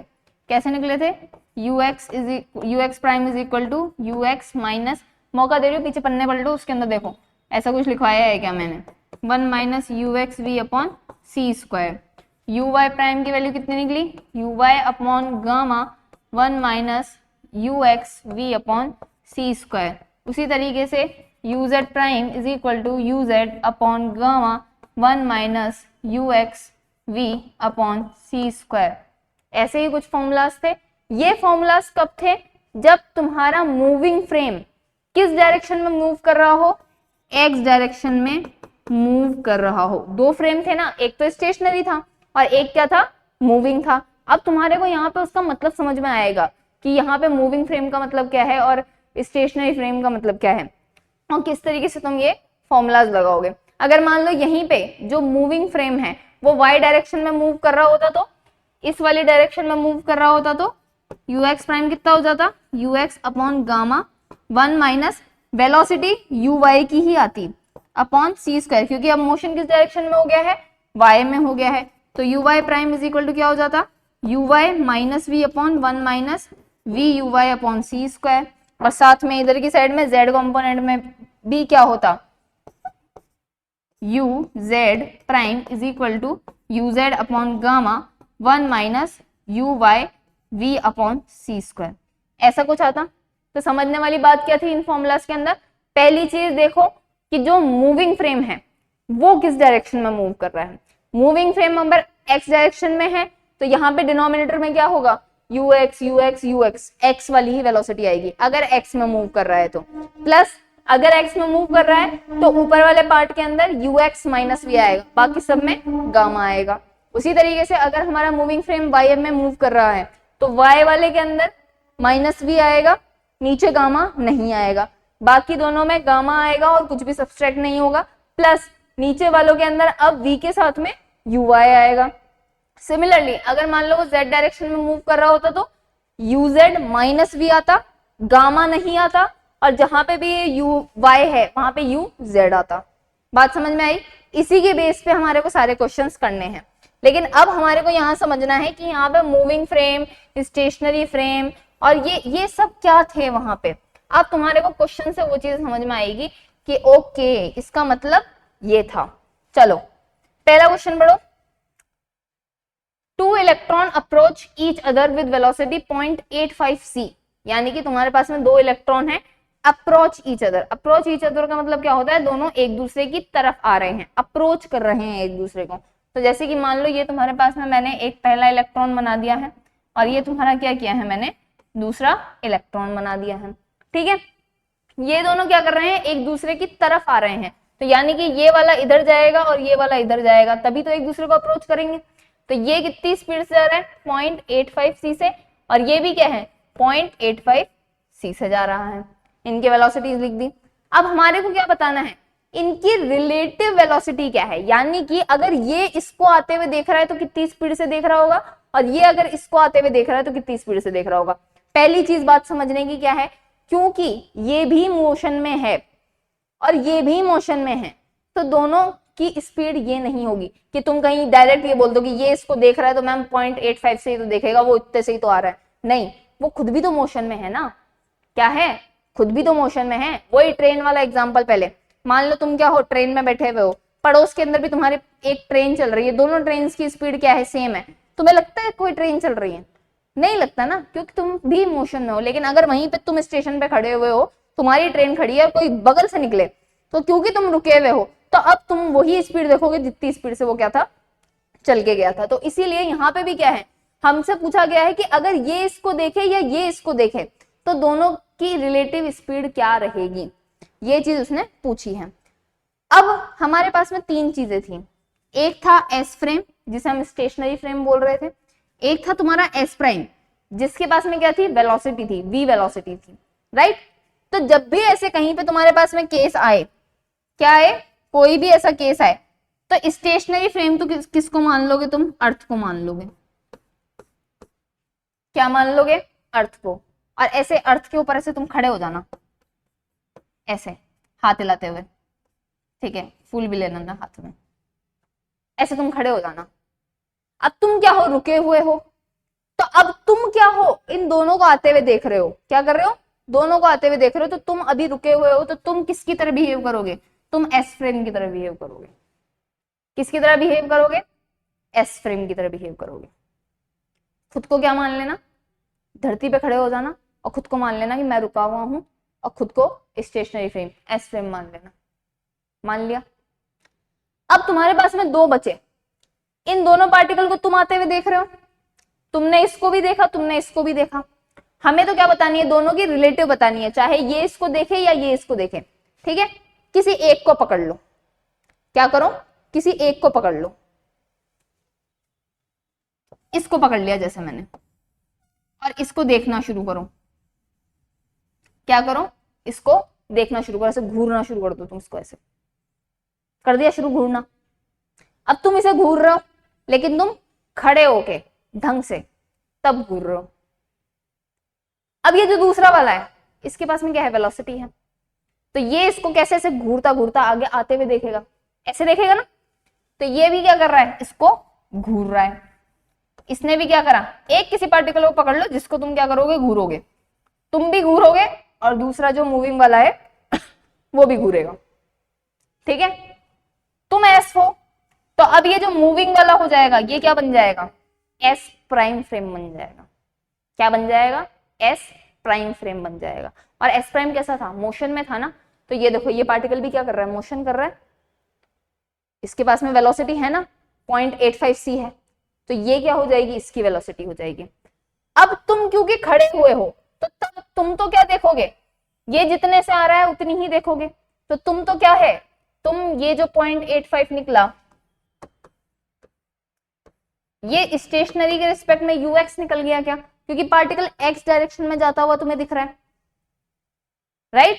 हमें क्या निकालना है कि इस चलते हुए आदमी को ये कैसे दिखेगा, तो यानी कि तुम्हें क्या निकालना है, ux प्राइम निकालना है, जो कि तुम्हें नहीं पता। चलते हुए फ्रेम की वेलोसिटी कितनी है, 0.85 c, लेकिन वेलोसिटी डायरेक्शनल है, कैसी क्वांटिटी है, डायरेक्शनल है, दैट मींस यहाँ पे ये अगर ये प्लस आई कैब है तो ये क्या होगा, माइनस आई कैब होगा। तो अगर मैं यहाँ लिखूं ux इज इक्वल टू 0.85 है, तो v s प्राइम फ्रेम की वेलोसिटी कितनी होगी, -0.85c होगी। कितनी होगी, 0.85c होगी। इतनी सी चीज समझ लो, सारे क्वेश्चन ऐसे होंगे तुम्हारे, मैं गारंटी दे रही हूं। पहली चीज आइडेंटिफाई करो, खुद को क्या मान लो, एस फ्रेम, रुके हुए हो, स्टेशनरी हो, तुम चीजों को एक्चुअल में देखोगे, क्या देखोगे, यूएक्स देखोगे, यूवाई देखोगे, यूजेड देखोगे। ये कौन देखोगे, तुम देखोगे, स्टेशनरी वाला, ठीक है। उसके बाद में मूविंग फ्रेम देखो, मूविंग फ्रेम कौन सा है, ठीक है, किसी एक को मूविंग फ्रेम बना दो, ठीक है, उसकी वेलोसिटी देखो कि किस डायरेक्शन के अंदर है वो, ठीक है। और अब जो तीसरा बच गया, उसकी तुम्हें वेलोसिटी बतानी है, किसके रिस्पेक्ट में, इसके रिस्पेक्ट में। डन। अब एक और चीज ये भी देखो कि मूविंग फ्रेम किस डायरेक्शन में जा रहा है, क्योंकि मैंने अभी अभी तुम्हारे को बताया जितने भी फॉर्मूलाज बन रहे हैं वो किस पे बेस है, कि तुम्हारा एस प्राइम फ्रेम किस डायरेक्शन में चल रहा है। अगर वो एक्स डायरेक्शन में जा रहा है तो अलग फॉर्मूला है, वाई में जा रहा है तो अलग है, और जेड में जा रहा है तो अलग है। तो यहाँ पे हमारे केस में ये जो मूविंग फ्रेम है ये किस में जा रहा है, एक्स डायरेक्शन में जा रहा है। तो यानी कि तुम्हारा कौन सा वाला फॉर्मूला लग जाएगा, U X prime is equal to U X minus V upon 1 minus U X V upon C square. क्या ये पार्टिकल y में कहीं जा रहा है, क्या नहीं जा रहा है, तो यानी कि U Y prime is equal to U Y upon 1 minus U X V upon C square into gamma, ये होता था, तो ये तो क्या हो गया, जीरो हो गया। उसी तरीके से यू जेड प्राइम भी क्या हो जाएगा, जीरो निकल के आ जाएगा। तो इसको तो हमारे को निकालना ही नहीं है, हमारे को क्या निकालना है, अब x निकालना है। तो यू एक्स तुमने आइडेंटिफाई कर दिया, स्टेशनरी फ्रेम को तो क्या दिखेगी, यही वेलोसिटी दिखेगी 0.85c माइनस वेलोसिटी किसकी, मूविंग फ्रेम की, कौन सी डायरेक्शन में है, अपोजिट है, तो क्या हो जाएगा -0.85c divided by 1 minus U X की वैल्यू 0.85c इंटू वेलोसिटी कितनी है -0.85c divided by C square.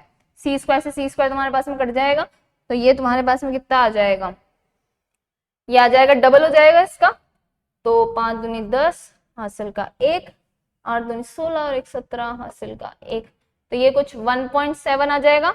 और डिवाइडेड बाय ये कितना होगा 1, ये भी तुम्हारे पास में 0.85 का स्क्वायर, ये किसकी वैल्यू आ जाएगी तुम्हारे पास में, यू एक्स प्राइम की वैल्यू आ जाएगी। इसको मैथमेटिकली कैलकुलेट कर दोगे क्या तुम, थोड़ा सा कैलकुलेटर वाला काम है, तो उसके वो तो तुम्हें करना ही पड़ेगा। सी स्क्वायर भी था ना यहाँ पे, नहीं सॉरी सी था, ये सी आ गया। बात समझ में आई, पहला क्वेश्चन था, थोड़ी थोड़ी चीजें हुई, अगले क्वेश्चन में और होगी, क्या होगी, अगले क्वेश्चन में और समझ आएगी। अब देखो मैंने क्या बोला, हमेशा फ्रेम की वेलोसिटी बहुत मायने रखेगी, क्योंकि फ्रेम की वेलोसिटी जो वो एस प्राइम फ्रेम है उसकी वेलोसिटी के अकॉर्डिंग तुम्हें फॉर्मूलाज लगाने पड़ेंगे, राइट। अब देखो एक पार्टिकल तुम्हारा इस डायरेक्शन में जा रहा है, एक तुम्हारा इस डायरेक्शन में जा रहा है, और अब ये बोल रहे हैं कि जब ये चलते चलते एक दूसरे को देख रहे हैं, जैसे कि क्या होता है कई बार दो दोस्त ऐसे बाइक से जा रहे होते हैं, ठीक है, एक को इधर जाना है एक को इधर जाना है, तो दोनों ऐसे रास्ते पे चले जाते हैं, लेकिन ऐसे बाय बाय करते हुए जाते हैं ना, बाय ऐसे ऐसे करते हुए जाते हैं ना, तो वो क्या करते हैं एक दूसरे को देखते हुए जाते हैं। तो ये दोनों पार्टिकल भी क्या है, ऐसे जा तो रहे हैं, लेकिन ये इसको देख रहा है, ये इसको देख रहा है। तो अब ये जब एक दूसरे को देख रहे हैं तो वेलोसिटी कौन सी होगी, ये हमारे पास में काफी मायने रखेगी। Okay thank you. तो ये हमारे पास में बहुत मायने रखेगी। तो हमने क्या बोला कि अगर स्टेशनरी फ्रेम की बात कर रहे हो तो इसको क्या बोल दो, अर्थ बोल दो, और उसके ऊपर तुम खड़े हो जाओ, तो तुम किसकी तरह बिहेव करोगे, तुम एस फ्रेम की तरह बिहेव करोगे, राइट। तो तुम कौन बन गए, एस। अब किसी एक को पकड़ लो जिसकी तुम्हारे को वेलोसिटी पता करनी है। मान लो मैंने क्या किया, इसको पकड़ लिया, ये इस वाले को पकड़ लिया, इस वाले पार्टिकल को पकड़ लिया, इसको मैं भी घूरूंगी और ये वाला पार्टिकल भी क्या करेगा, घूरेगा। डन। तो अब जब मैंने इसे घूरा तो मेरे को क्या पता चल रहा है, मेरे को तो इसकी एक्चुअल वेलोसिटी पता चल रही है, रेस्ट वाली, और मुझे क्या पता चल रहा है, ये वाई डायरेक्शन में जा रहा है। तो यानी कि यहाँ पे मुझे क्या डाटा मिला, U Y is equal to 3c upon 5, U Y is equal to 3c upon 5। क्या ये मुझे एक्स में जाता हुआ दिख रहा है, नहीं, वो तो ऊपर जा रहा है। डन। फिर मैंने क्या करा, इस वाले को मैंने क्या मान लिया है, एस प्राइम फ्रेम मान लिया है। क्या मान लिया है, एस प्राइम फ्रेम मान लिया है। तो एस प्राइम फ्रेम कैसा है, मूविंग फ्रेम है, और मूविंग फ्रेम की वेलोसिटी देखो कितनी आई है v कितनी आई है 4c/5। कौन सी डायरेक्शन में, x डायरेक्शन में। कौन सी डायरेक्शन में, x डायरेक्शन में। तो आप फॉर्मूले कौन से वाले लगेंगे, x वाले लगेंगे। दैट मीन्स अब क्या होगा, ux prime is equal to ux minus V upon 1 minus V U X upon C square आ जाएगा। ux की वैल्यू, ux में दिख रही है क्या मुझे वेलोसिटी, नहीं, मुझे तो ux में जाता हुआ दिख ही नहीं रहा, मुझे तो कैसा दिख रहा है, ऊपर जाता हुआ दिख रहा है। तो 0 माइनस v कितना आया 4c upon 5 divided by 4c upon 5 क्यों लगा, क्योंकि पॉजिटिव x डायरेक्शन के अंदर है। 1 माइनस v की वैल्यू 4c अपॉन 5, ux की वैल्यू बोले तो 0, ये तो खत्म हो गया। तो कितनी वैल्यू आई माइनस 4c अपॉन 5। ये क्या आई मेरे पास में ux की वैल्यू आई। अब देखो uy है तो यानी कि मेरा uy प्राइम कंपोनेंट भी निकलेगा, और uy प्राइम क्या होता है, uy gamma 1 minus ux v upon C square. ux v क्योंकि फ्रेम हमारा मूविंग फ्रेम x डायरेक्शन में है। uy की वैल्यू कितनी है बेटा 3c upon 5 divided by 1 minus, ये तो क्या हो जाएगा ux की तो वैल्यू है ही नहीं तो ये तो 0 हो जाएगा, बस गामा से और तुम्हें मल्टीप्लाई करना है। अब गामा की वैल्यू तो यार तुमने कल बहुत निकाली है, v इज इक्वल टू 4/5 से किसके बराबर होता है s2 अपॉन hc। ऐसा कुछ ट्राइंगल कल तो बहुत बनाया है यार तुमने। ये s1 हो जाएगा, ये s2 की वैल्यू कितनी हो जाएगी 4 हो जाएगी, तो s1 is equal to under root 25 minus 16, तो ये कितनी वैल्यू निकल जाएगी 3 निकल जाएगी, राइट। तो गामा की वैल्यू कितनी होती है h अपॉन s1 होती है, h की वैल्यू 5 और s1 की वैल्यू कितनी हो जाएगी 3, तो ये वैल्यू कितनी निकल जाएगी 5/3 निकल जाएगी। तो ये मल्टीप्लाई में 5/3 तो ये कितनी निकल जाएगी 9c/25। तो ये क्या हो गया uy प्राइम निकल गया। uz निकलेगा क्या, अगेन uz वाले के अंदर क्या आएगा uz prime is equal to uz upon आता है, लेकिन uz में है ही नहीं, तो uz prime is equal to कितना निकल जाएगा 0 निकल जाएगा। सॉरी 0 क्यों निकल जाएगा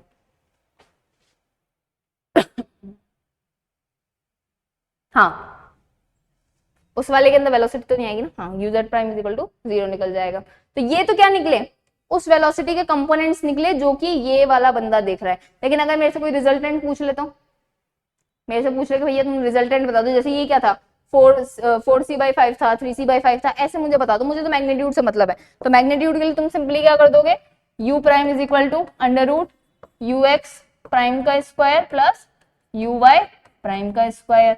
ux प्राइम तुम्हारा कितना निकला 4c/5 और ये 9c/25, यानी कि माइनस 4c अपॉन 5 का स्क्वायर प्लस 9c अपॉन 25 का स्क्वायर का रूट। तो ये क्या निकल जाएगी तुम्हारी रिजल्टेंट रिलेटिव वेलोसिटी निकल जाएगी, चाहे ये इसको देखे और अगर चाहे वो इसको देखे, तो दोनों इस तरीके से तुम निकाल सकते हो। ठीक है, ये हमने किसकी रिलेटिव वेलोसिटी निकाली, ये कौन देख रहा है, ये कौन देख रहा है, ये 4c/5 वाला देख रहा है। अगर मान लो कोई ये बोल दे कि नहीं 3c/5 कितना 3c/5 वाला कितना देखेगा, तो चीजें चेंज हो जाएगी। अब क्या होगा y डायरेक्शन के अंदर मूव कर रहा है, तो y डायरेक्शन के रिस्पेक्ट के अंदर तुम y वाले फॉर्मूले लगा देना, यहाँ पे लगा दोगे। चलो भाई ये क्वेश्चन हो गया, नेक्स्ट आ जाओ। Find relative velocity of, find relative velocity, यहाँ पे भी तुम्हारे को क्या है, अब मैंने देखो पहला तुम्हारी शुरुआत कहाँ से करी थी, जहां पे तुम्हारे पास में दोनों सेम डायरेक्शन में है, ये ऐसे आ रहे थे, ठीक है। फिर मैंने क्या किया उसको परपेंडिकुलर कर दिया, ठीक है। तो तुम्हारे को अब तुम्हारे को या तो तुम इसको क्या कर लो एस प्राइम फ्रेम मान लो, या तो इसको एस प्राइम फ्रेम मान लो। अब मैंने क्या किया है, अब मैंने किसी एंगल पे भेज दिया है, क्या कर दिया है एंगल पे भेज दिया है। तो अब चीजें कैसे, एंगल पे क्या भेज दिया यही हिल गया बताओ। अब मैंने क्या किया है एंगल पे भेज दिया है, तो अब चीजें क्या होगी अलग हो जाएगी। अगेन सेम चीज, मैं कौन हूं, मैं समय हूं, नहीं भाई मैं समय नहीं हूं, मैं समय नहीं हूं, ठीक है। हम क्या है, हम तो फूल लेके खड़े हैं, हम इन दोनों को देख रहे हैं, हम v1 को भी देख रहे हैं और v2 को भी देख रहे हैं। हमने क्या किया हमने इसको देखा, हमने क्या देखा कि ये किसी एंगल पे, मान लो ये क्या है, थीटा एंगल पे, तो इसके पास में क्या होगा, एक्स कंपोनेंट भी होगा। तो मैं एक तरीके से ये बोल दूं v1 is equal to v1 cos theta I cap plus v1 sin theta j cap हो जाएगा। तो यानी v1 का x कंपोनेंट है v1 cos ऑफ थीटा और v1 का y कंपोनेंट है v1 sin ऑफ थीटा। यहां तक सही। मैंने इसकी वेलोसिटी देख ली, अब मुझे पता करना है ये वाला अभी तो कुछ वेलोसिटी देखेगा लेकिन ये खुद भी मूव कर रहा है, तो ये क्या हो जाएगी, ये मेरे पास में हो जाएगी v, किसकी वेलोसिटी, s प्राइम फ्रेम की वेलोसिटी, और वो कितनी है बेटा, v2 है। वो कितनी है, v2 है। अब s प्राइम फ्रेम किस डायरेक्शन में मोशन कर रहा है, ये डायरेक्शन में मोशन कर रहा है x डायरेक्शन के अंदर। तो अगर x डायरेक्शन में कर रहा है तो हम कौन से लगाएंगे फॉर्मूले, x वाले लगाएंगे। तो हम क्या करेंगे, u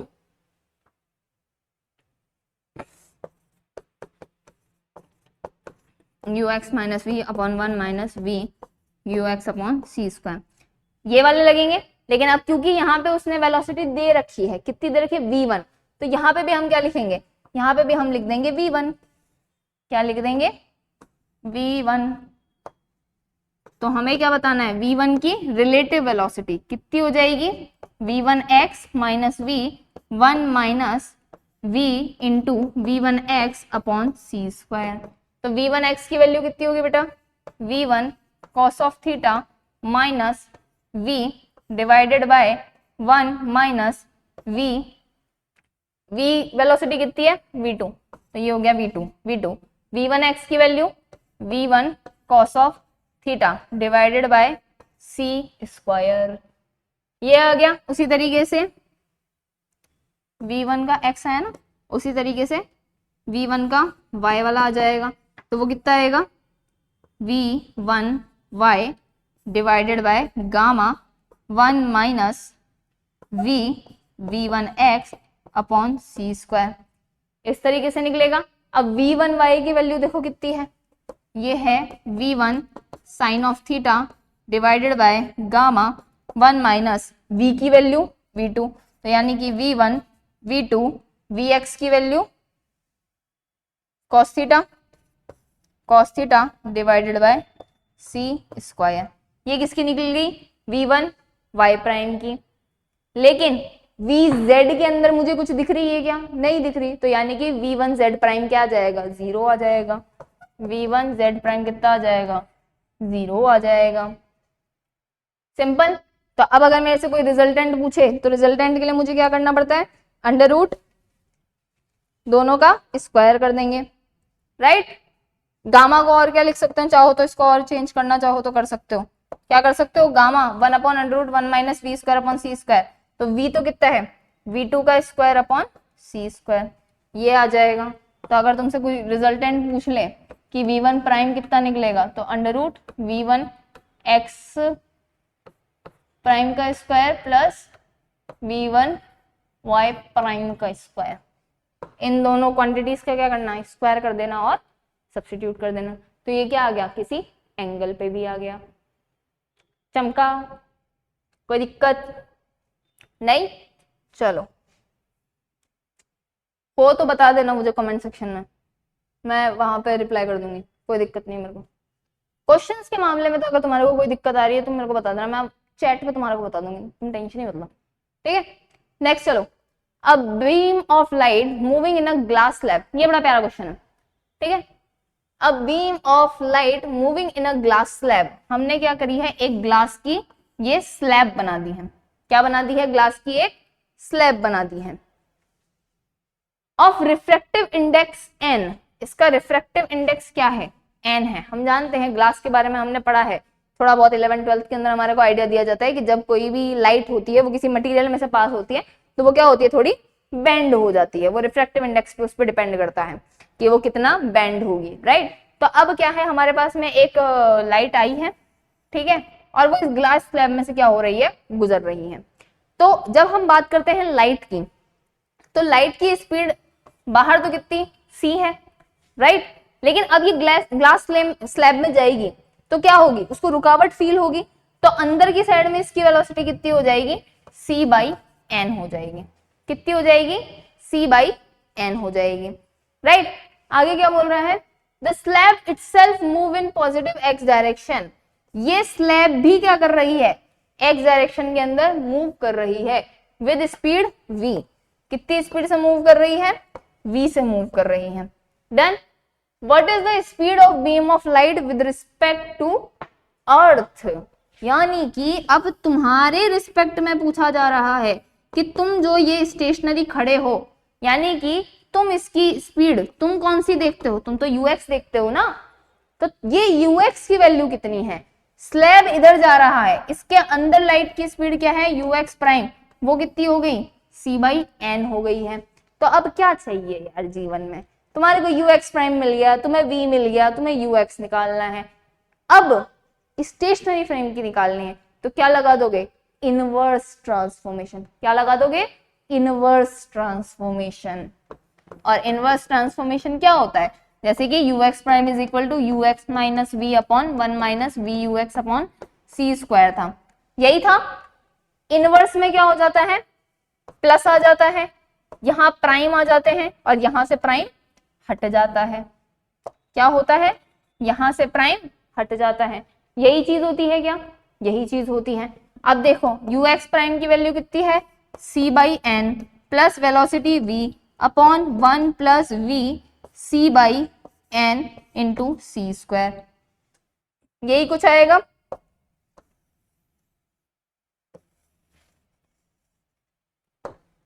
ठीक है, ये हो गया ux। देखो एलसीएम लिया मैंने, c plus N V upon N divided by, ये c से ये कैंसिल हो गया, इधर क्या आ जाएगा N C plus V divided by N C, तो ये हमारे पास में वैल्यू क्या आ जाएगी, नेक्स्ट पेज पे कर दूं मैं, c plus N V upon N, c plus N V upon N divided by N C plus V, N C plus V upon N C, हाँ यही आएगा, एन से एन कैंसिल आउट हो गया, तो बचा क्या c, c plus N V upon N C plus V, ये क्या आई तुम्हारे पास में, स्टेशनरी फ्रेम के रिस्पेक्ट में वेलोसिटी निकल के आ गई। तो ये एक क्वेश्चन क्या हो गया, इनवर्स वाले का भी आ गया तुम्हारे को, तो अब इनवर्स वाला भी लगाना आ गया है तुम्हारे को।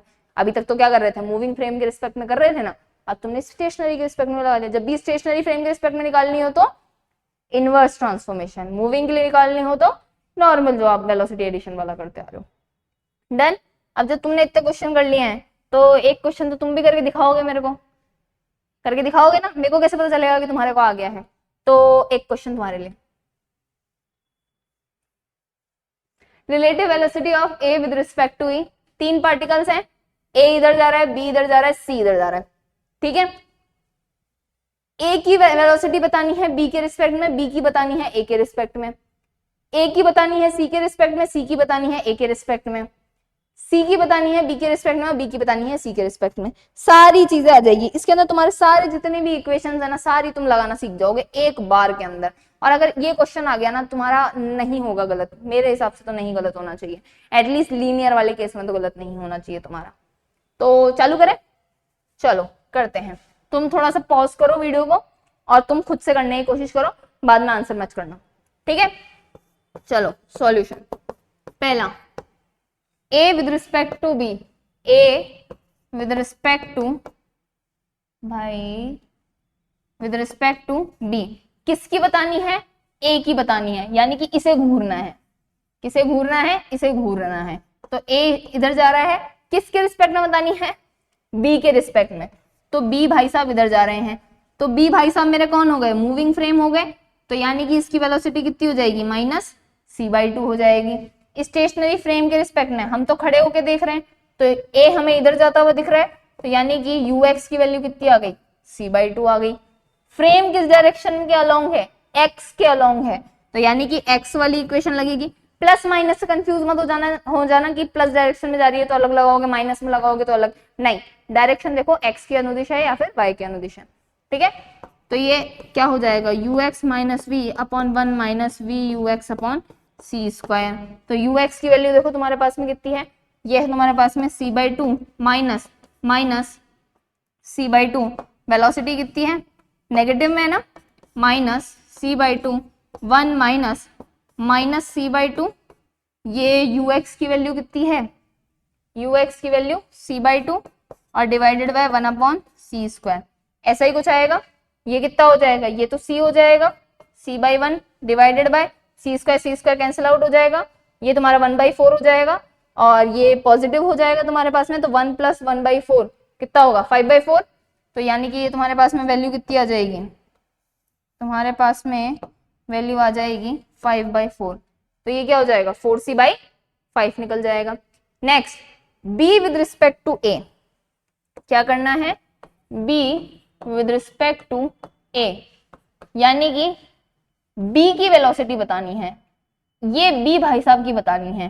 तो अब हम किसको घूरेंगे, हम b को घूरेंगे, और b किस डायरेक्शन, हमारे पास में क्या है, -c/2 है, क्योंकि हमें तो कैसा दिख रहा है, -x डायरेक्शन में ज्यादा दिख रहा है, और a भाई साहब इधर जा रहे थे, तो a हमारे लिए मूविंग फ्रेम हो गए, तो v की ये क्या वैल्यू हो गई, v की वैल्यू c हो गई।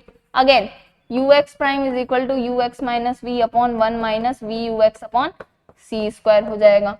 ux की वैल्यू बोलो, -c/2 minus c/2, 1 minus velocity c/2, और ux की वैल्यू बोले तो -c/2, 1 अपॉन c²।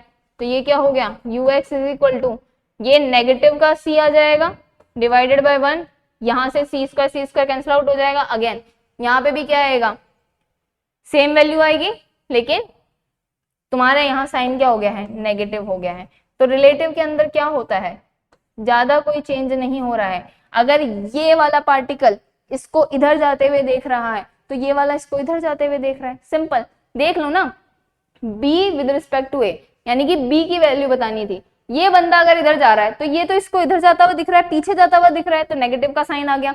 और इधर की साइड में देखो, हमने क्या बोला, b के रिस्पेक्ट में a, तो ये b को इस डायरेक्शन में जाता दिख रहा है, तो इसलिए हमारे पास में पॉजिटिव वैल्यू आ गई। बात समझ में आई। अब इसी को तुम क्या करोगे, आगे और निकालो। अब आगे क्या बोला है, a with respect to c, a इधर है c इधर है, क्या निकालोगे, a with respect to c, तो a भाई साहब तो इधर जा रहे थे, अब देखो c भाई साहब इधर जा रहे थे। अब तुम्हें समझ में आएगी चीजें, क्या आएगी, चीजें समझ आएगी, ठीक है। a with respect to c किसकी बतानी है, a की बतानी है, यानी कि इसे घूरना है। तो ux इज इक्वल टू कितना हो गया, c/2, ये बाहर से खड़े होकर हम देख रहे हैं। अब मेरा फ्रेम कौन हो जाएगा, मेरा फ्रेम कौन हो जाएगा, मेरा फ्रेम हो जाएगा भैया c, मेरा फ्रेम हो जाएगा ये c वाला पार्टिकल। और c वाला पार्टिकल किस डायरेक्शन में जा रहा है, y डायरेक्शन में जा रहा है, तो v की वैल्यू तो c/2 हो गई, लेकिन क्योंकि मेरा फ्रेम y डायरेक्शन में जा रहा है, तो इसलिए मेरे फॉर्मूलाज भी कौन से लगेंगे, y वाले लगेंगे। तो यानी कि अब क्या हो जाएगा, ux prime is equal to ux 1 minus v uy upon c², gamma आ जाएगा इधर। तो यानी कि ux की वैल्यू कितनी है बेटा, ux की वैल्यू निकली c/2 निकली, बिल्कुल निकली c/2। गामा की वैल्यू, वेलोसिटी देखो, वेलोसिटी कितनी है, c/2 है, कंपेयर कर लोगे क्या, again s2 upon h c, तो h की वैल्यू 2, s2 की वैल्यू 1, तो ये कितना आ जाएगा, √3 आ जाएगा। तो यानी कि तुम्हारे पास में गामा की वैल्यू कितनी आ जाएगी बेटा, तुम्हारी गामा की वैल्यू आ जाएगी 2 अपॉन √3, राइट। तो ये हो जाएगा 2 upon √3, 1 minus v uy, velocity कितनी है, c/2 है, c/2 है।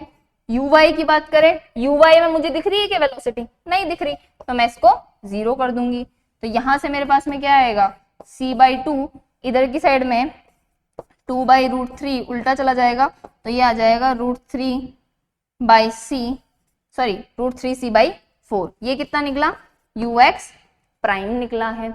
उसी तरीके से अगर मैं uy प्राइम निकालू, तो uy प्राइम, तो uy के अंदर तो डायरेक्शन में तो है ही ना वेलोसिटी, फ्रेम मेरा उसी डायरेक्शन में है, तो 1 माइनस uy अपॉन c², ये आ जाएगा। uy में स्टेशनरी वाले को नहीं दिख रहा है, लेकिन वेलोसिटी है c/2, तो 1 माइनस 0, वैल्यू कितनी आ जाएगी, -c/2 आ जाएगी। चमका, इसी तरीके से बाकी रिजल्ट्स भी देखो, ये था a with respect to c, उसी तरीके से अब देखो c with respect to a, z में तो वैसे भी नहीं है तो uz इज इक्वल टू 0 ही आ जाएगा, c with respect to a। तो अब हमें c को घूरना है, c को घूरना है, इसको घूरना है। तो अब मैं इसको खड़े होके देख रही हूँ तो मुझे अब क्या दिखेगी, मुझे uy दिखेगी क्योंकि मुझे ऊपर जाता हुआ दिख रहा है। तो v की वैल्यू कितनी आ जाएगी बेटा, v इस डायरेक्शन में c/2, फॉर्मूला कौन से वाले लगेंगे, x के, क्योंकि x डायरेक्शन में जा रहा है। तो ux minus V upon 1 minus V U X upon C square, ux की वैल्यू है ही नहीं, minus c/2 divided by 1 minus c/2, ux की वैल्यू है ही नहीं तो ये क्या हो जाएगा, माइनस c/2। डन। उसी तरीके से uy prime is equal to, देखो uy दिखेगा क्या तुम्हारे को, gamma 1 minus V U X upon C square. तो uy की वैल्यू तो है हमारे पास में कितनी, c/2, गामा की वैल्यू सेम ही आएगी दोनों के लिए, कितनी आ जाएगी, कितनी आई थी यहाँ पे 2/√3,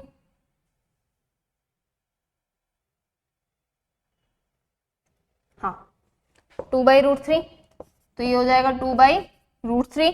1 माइनस एक्स में कोई नहीं है तो 1 माइनस 0 हो जाएगा, तो ये क्या आ जाएगा c/2, ये हो जाएगा √3/2 यानी कि √3c/4, यही चीज आएगा। रिजल्टेंट देख लो, दोनों का स्क्वायर ऐड कर लेना, √3/4c इसका ये बता रहा है, √3/4c ये इसका ux प्राइम बता रहा है। वैल्यूज चेंज हो गई, इसका uy प्राइम बन गया, उसका सॉरी हाँ, जब कंपोनेंट्स अगर देखोगे तो ये इसको इस तरीके से देखेगा तो उसके लिए ux uy बदल जाएंगे, तो दोनों आपस में क्या हो गए हैं, चेंज हो गए हैं। तो ये c with respect to a हो गया। अब आखिर क्या बचा है, b और c की बात है, तो b with respect to c और b with c with respect to b, c with respect to b। चलो b भाई साहब कहाँ थे, b इधर थे, c भाई साहब कहाँ थे, यहाँ थे। b को कैप्चर करना है तो इसी को तो घूरोगे तुम, इसको घूरो, कौन सी डायरेक्शन में आ रहा है, माइनस c/2 आ रहा है। वेलोसिटी कितनी है, फ्रेम y डायरेक्शन में जा रहा है, तो फॉर्मूला भी कौन से लगेंगे, y वाले लगेंगे। तो यानी कि ux upon 1 minus V U Y upon C square gamma, uy prime is equal to uy minus V 1 minus V U Y upon C square. Similarly इसके अंदर अब घूरना हमें किसे है, अब हमें c को घूरना है, इसको घूरना है हमारे को, इस भाई साहब को। तो अब हमारे को स्टेशनरी वाले को क्या दिखेगा, uy दिखाई देगा c/2, वेलोसिटी c/2, तो x वाले फॉर्मूलाज लग जाएंगे अब यहाँ पे। तो ux prime is equal to ux minus V upon 1 minus V U X upon C square हो जाएगा। और उसी तरीके से uy prime is equal to uy and gamma 1 minus V U X upon C square हो जाएगा। तो ये चीजें तो अपन रख सकते हैं, रखो क्या आएगी वैल्यू, ये हो जाएगा माइनस c/2, गामा की वैल्यू सेम 2/√3, uy है ही नहीं तो ये कैंसिल आउट हो जाएगा, तो ये तुम्हारे पास में आ जाएगा माइनस c√3, ये तुम्हारे पास में आ जाएगा √3c/4 माइनस का। उसी तरीके से यहाँ पे क्या आ जाएगा, uy की वैल्यू नहीं है, माइनस c/2 ए माइनस, अच्छा पहले से है, ठीक है। वेलोसिटी ये हो गई 1 माइनस वेलोसिटी बोले तो c/2, uy की वैल्यू है ही नहीं, uy है ही नहीं 0, माइनस c/2 लो, इधर आ जाओ। ये तुम्हारे पास में ux की वैल्यू है क्या, नहीं है, लेकिन v की वैल्यू है क्या, हाँ, तो minus c/2 divided by 1 minus v यानी कि c/2, ux की वैल्यू है क्या, नहीं है, तो ये कैंसिल आउट हो जाएगा, तो ये क्या हो जाएगा, माइनस c/2 निकल के आ जाएगा। उसी तरीके से यहाँ पे यू वाई प्राइम की बात करो, यू वाई की वैल्यू है c/2, गामा की वैल्यू 2/√3 आ जाएगा, 1 माइनस यू एक्स है ही नहीं, तो ये अगेन तुम्हारे पास में क्या आ जाएगा, c/4√3। ये तुम्हारे पास में क्या आ गई है, वैल्यूज निकल के आ गई हैं। कोई दिक्कत, कोई तकलीफ किसी भी प्रकार की? तो ये मैंने तुम्हारे को सारे टाइप की निकालनी सिखा दी है। और ये यहाँ पे मैंने क्या किया है, तुम्हारे को परपेंडिकुलर भी बता दिया, किस फ्रेम में कौन किधर जा रहा है, उस हिसाब से कौन सा फॉर्मूला कब लगेगा, वो सारी चीजें मैंने तुम्हारे को समझा दी है। अब अगर चाहो तो मैं थोड़ा सा एक हल्का सा तुम्हारे को और ऊपर लेके जा सकती हूँ, ठीक है, तुम्हारा मन करे तो, ठीक है। अभी तक तो तुम्हारे पास में क्या था कि तुम्हारे पास में एस और एस प्राइम क्या थे, कोई ना कोई किसी एक डायरेक्शन में था, या तो एक्स में था या तो वाई में था, ठीक है, कि एस फ्रेम या तो एस प्राइम फ्रेम जो मूविंग फ्रेम है, या तो वो क्या होगा, जैसे कि अभी क्या था, या तो ए इस डायरेक्शन में है या एक्स के डायरेक्शन में ही है ना, और यहाँ पे सी क्या है, वाई के डायरेक्शन में है, यही चीजें हैं। लेकिन यहाँ पे क्या करें, यहाँ पे तो ये भी इस डायरेक्शन में जा रहा है, ये भी इस डायरेक्शन में जा रहा है, तो दोनों ही ना तो प्रॉपरली एक्स में आ रहे हैं, ना ही दोनों प्रॉपरली क्या आ रहे हैं, वाई के अंदर आ रहे हैं। तो अब क्या किया जाए, क्या किया जाए, बताओ, तुम बताओ क्या किया जाए, छोड़ दिया जाए सवाल को, छोड़ दिया जाए, जाने दो यार मैम, क्या ही करना है, छोड़ देते हैं, जाने नहीं देंगे इसे। हम क्या करेंगे, हम इसको सॉल्व करेंगे। देखो कैसे सॉल्व करेंगे, देखो ट्राइंगल है तुम्हारे पास में, कहाँ का ट्राइंगल है, कट गया ट्राइंगल तुम्हारा, चलो ट्राइंगल है तुम्हारा, ये 1, ये 2 और ये 3, हम क्या कर लेंगे, इसके 3 बिंदु मान लेते हैं। अब देखो ये हम इसको ऐसे देख रहे हैं, क्या कर रहे हैं, ऐसे देख रहे हैं, तब हमारे को ये वेलोसिटीज ऐसे दिख रही है। कोई बंदा यहाँ पे भी तो खड़ा हो सकता है, और अगर वो ऐसे देखे, वो क्या करे, इस पूरी पोजीशन को ऐसे देखे, तो उसको कैसा दिखेगा, वो तो किसी एक डायरेक्शन के अबाउट ही दिखेगा ना। तो अगर मैं थोड़ा सा इस ट्राइंगल को घुमा लूं तो क्या फर्क पड़ता है, मेरा पॉइंट ऑफ व्यू ही तो चेंज होगा। क्या चेंज होगा, पॉइंट ऑफ व्यू ही तो चेंज होगा। तो जैसे कि मान लो इसे मैंने 1 नंबर दे दिया, इसको 2, उसको 3 नंबर दे दिया है, मैंने क्या किया, इसको थोड़ा सा घुमा दिया, क्या किया, घुमा दिया, मैंने इसको इधर ले आई, मैं 2 को इधर लेके आ गई, 3 मेरा इधर हो गया, तो 1 वाला किधर चला गया होगा, ऐसे रोटेट कर दिया मैंने। तो अब ये क्या आ गया, c/2 इस डायरेक्शन में आ गया, 2 से 3 की तरफ, 3 से 1 की तरफ कौन आ जाएगा, ये आ जाएगा c/2। यहां तक बात समझ में आ रही है, यहां तक कोई दिक्कत है, नहीं है, पक्की बात, सोच लो अभी भी, डन। अब क्योंकि ये इक्विलेटरल ट्राइंगल है, क्वेश्चन में गिवन था, मैंने यहाँ पे लिखा नहीं शॉर्ट के अंदर, क्योंकि अब ये क्या है, इक्विलेटरल ट्राइंगल है, तो ये क्या हो जाएगा, 60 डिग्री हो जाएगा, ये भी क्या हो जाएगा, 60 डिग्री हो जाएगा। तो अगर ये तो चलो ठीक है, ये तो मैंने क्या करा, फ्रेम की वेलोसिटी में एक पर्टिकुलर डायरेक्शन में लेके आ गई, क्या किया मैंने, मैं इस वाली को मैंने वेलोसिटी में किस डायरेक्शन में लेके आ गई, एक पर्टिकुलर डायरेक्शन में लेके आ गई, तो v मूविंग फ्रेम की तो मेरे पास में आ गई c/2, और किस डायरेक्शन में आ गई, x में आ गई, तो यानी कि मेरे फॉर्मुलेज भी किसके बेस पे लगेंगे, x के बेस पे लगेंगे।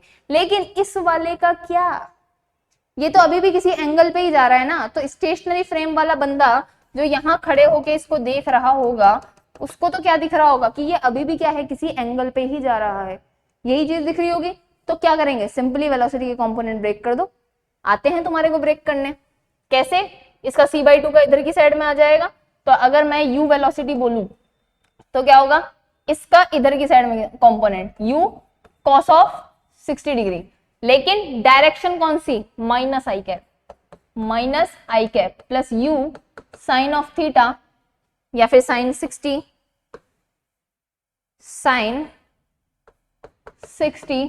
डायरेक्शन कौन सी, ऊपर वाली, कितनी, j कैप, डन। वैल्यू कितनी आएगी, cos 60 की वैल्यू 1/2, तो माइनस u/2 आई कैप, साइन 60 की वैल्यू √3/2, तो ये हो जाएगा √3/2 जे कैप। तो इस तरीके से यू एक्स तो कितना आ गया माइनस यू बाई टू, और यू वाई कितना आ गया रूट 3/2। अब तो कर लोगे, अब तो कोई बड़ी रामायण है ही नहीं, एक्स डायरेक्शन में आ गया है तो U X prime is equal to U X minus V, 1 minus V U X upon C square हो जाएगा।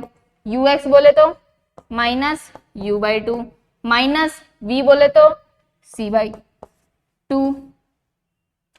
सॉरी u भी तो दे रखा है ना तुम्हारे को, तो हम काहे u को लेके घूम रहे हैं, रुको, u भी तो दे रखा है, वेलोसिटी कितनी है c/2 है ना, तो ये क्या हो जाएगा माइनस c/4। ये कितना हो जाएगा, ये हो जाएगा √3c/4। डन। तो यहां से अब रखो तुम, ux की वैल्यू कितनी हो जाएगी माइनस c/4, माइनस वेलोसिटी बोले तो c/2 divided by 1 minus v बोले तो c/2, और ux बोले तो minus c/4 divided by c square, c square cut जाएगा, ये कितना बन जाएगा minus 3c/4 divided by c square cut गया, पॉजिटिव हो जाएगा, कितना हो जाएगा 1/8 हो जाएगा। तो ये हो जाएगा 8 + 1 9/8, कितना हो जाएगा 9/8, तो ये हो जाएगा माइनस 3c/4, ये हो जाएगा 9/8, तो ये हो जाएगा, ये ट्वाइस हो जाएगा, ये 3 टाइम्स हो जाएगा, तो ये हो जाएगा माइनस 2c/3। ये किसकी वैल्यू निकली ux प्राइम की। अब तुम क्या निकालोगे uy प्राइम भी निकालोगे, वो क्या हो जाएगा uy gamma 1 minus V U X upon C square. अब वेलोसिटी तो यार तुम्हारे पास में आ ही गई ना c/2 है, तो यहां से गामा की वैल्यू अभी अभी तो निकाल के आए थे तुम, कितनी थी 2/√3, कितनी थी 2/√3, तो वही रखनी है तुम्हारे को। uy की वैल्यू कितनी हो जाएगी, uy की बोल √3/4c डिवाइडेड बाय गामा बोले तो 2/√3, 1 माइनस v c/2 राइट, और ux बोले तो माइनस c/4, तो ये हो जाएगा minus c/4 upon C square. ये हो गया, तो ये क्या हो गया uy prime is equal to √3/4c divided by 2/√3। ये तुम्हारे पास में क्या हो जाएगा पॉजिटिव हो जाएगा, 1/8 अगेन तुम्हारे पास में कितना हो जाएगा 9/8, कितना हो जाएगा 9/8 हो जाएगा।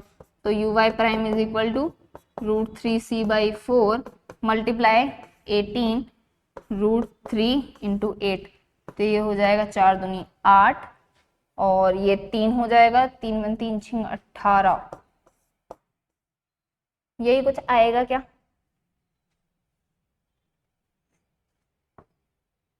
तीन हो जाएगा। ओ ओ ओ ओ ओ ओ ये हो जाएगा 3c, और यहाँ से 2 भी तो आएगा, तो ये क्या हो जाएगा 6, तो c/3।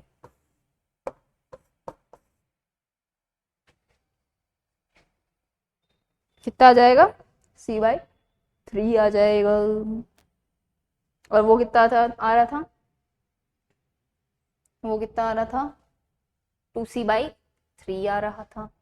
कोई दिक्कत नहीं, बस तो फिर यही तो निकालना था। अब कोई तुमसे रिजल्टेंट पूछे तो तो ये क्या हो जाएगा ux प्राइम का स्क्वायर प्लस uy प्राइम का स्क्वायर कर देना, तो तुम्हारे पास रिजल्टेंट वेलोसिटी आ जाएगी, कितनी आ जाएगी c/3 का स्क्वायर प्लस ये तुम्हारे पास में आई थी माइनस 2c/3, आया था माइनस 2c/3 का स्क्वायर, कितना हो जाएगा 4 + 1 5, तो √5/3c, ये तुम्हारी क्या आ जाएगी रिजल्टेंट वेलोसिटी आ जाएगी।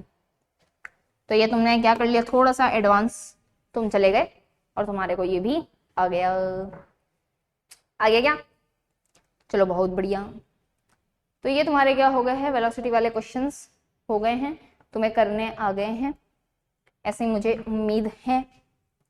तो ये तुम क्या करना, प्रैक्टिस करना, अच्छे से प्रैक्टिस करना, और क्या करना, प्रैक्टिस करना। ठीक है, इसको पूरे सवालों को करना, खुद से करना ट्राई, कुछ भी गड़बड़ ऐसे ऐसे नहीं कि देख के तुमने छोड़ दिया कि अरे देख के छोड़ देते, नहीं, देख के नहीं छोड़ना, अपने को करने हैं सवाल। क्योंकि आज अपन ने भर भर के न्यूमेरिकल्स करे हैं और इसमें कई बार बच्चा कंफ्यूज होता है वेलोसिटी वाले के अंदर कि कौन सा फॉर्मूला लगाना है, गलत फॉर्मूला लग जाता है, तो चीजों को समझना। ठीक है, और अब थोड़ी सी मुद्दे की बात, देखो भैया हमारे हैं हाथ बंधे हुए, ठीक है, मतलब ऐसे तो नहीं बंधे हुए लेकिन ठीक है वैसे बंधे हुए हैं। तो अब क्या है, फर्स्ट यूनिट का आगे का कंटेंट यूट्यूब पे तो नहीं आएगा, है ना, वो अब आएगा एप्लीकेशन पे, नीचे लिंक होगा तुम्हारे पास में एज एकेडमिक्स का, वहां पे देख लेना, कोर्स डिस्क्रिप्शन मिल जाएगा वहां पे तुम्हारे को, वहां पे राजस्थान यूनिवर्सिटी का कोर्स तुम्हारे को मिल जाएगा फर्स्ट सेमेस्टर का। तो अब बाकी की जो चीजें हैं वो मैं तुम्हारे को वहां पे कंप्लीट कराऊंगी, डेली के बेस पे थोड़ा थोड़ा करवाती रहूंगी मैं। और बाकी हाँ, अगर मुझे लगा कि ठीक है कोई टॉपिक और मुझे कराने का मन कर गया तो मैं थोड़ी बहुत रिक्वेस्ट कर कुरा के मैं थोड़ा बहुत आ जाऊंगी वापस यूट्यूब पे। लेकिन ठीक है, अभी के लिए तो मेरे पास में इतनी ही परमिशन है कि मैं इतना ही कंटेंट डाल दूं, तो अब बाकी की नहीं डलेगी फर्स्ट सेमेस्टर की। लेकिन अगर तुम्हारे को पढ़ना है तो तुम वहां पे कोर्स वगैरह देख लेना, नीचे लिंक है। बाकी अगर कोई और कोर्स वगैरह की क्वेरी वगैरह भी हो तुम्हारे को तो नंबर चल ही रहा है, उस पर कॉल कर लेना, सर बात कर लेंगे तुमसे, तुम्हारे को बता देंगे। तुम्हारे सिलेबस वगैरह जो है अगर मैच करते हैं राजस्थान यूनिवर्सिटी से तो वो भी बढ़िया बात है, तो वो भी एक बार देख लेना तुम। चलो ठीक है, बाकी अपना ध्यान रखना और अच्छे से पढ़ाई करना, ठीक है। अगर कोर्स में मिलते हैं तो कोर्स में मिलेंगे अपन, अदरवाइज कभी और यूट्यूब पे किसी और वीडियो में मिल जाएंगे अपन, ठीक है। चलो, राधे राधे।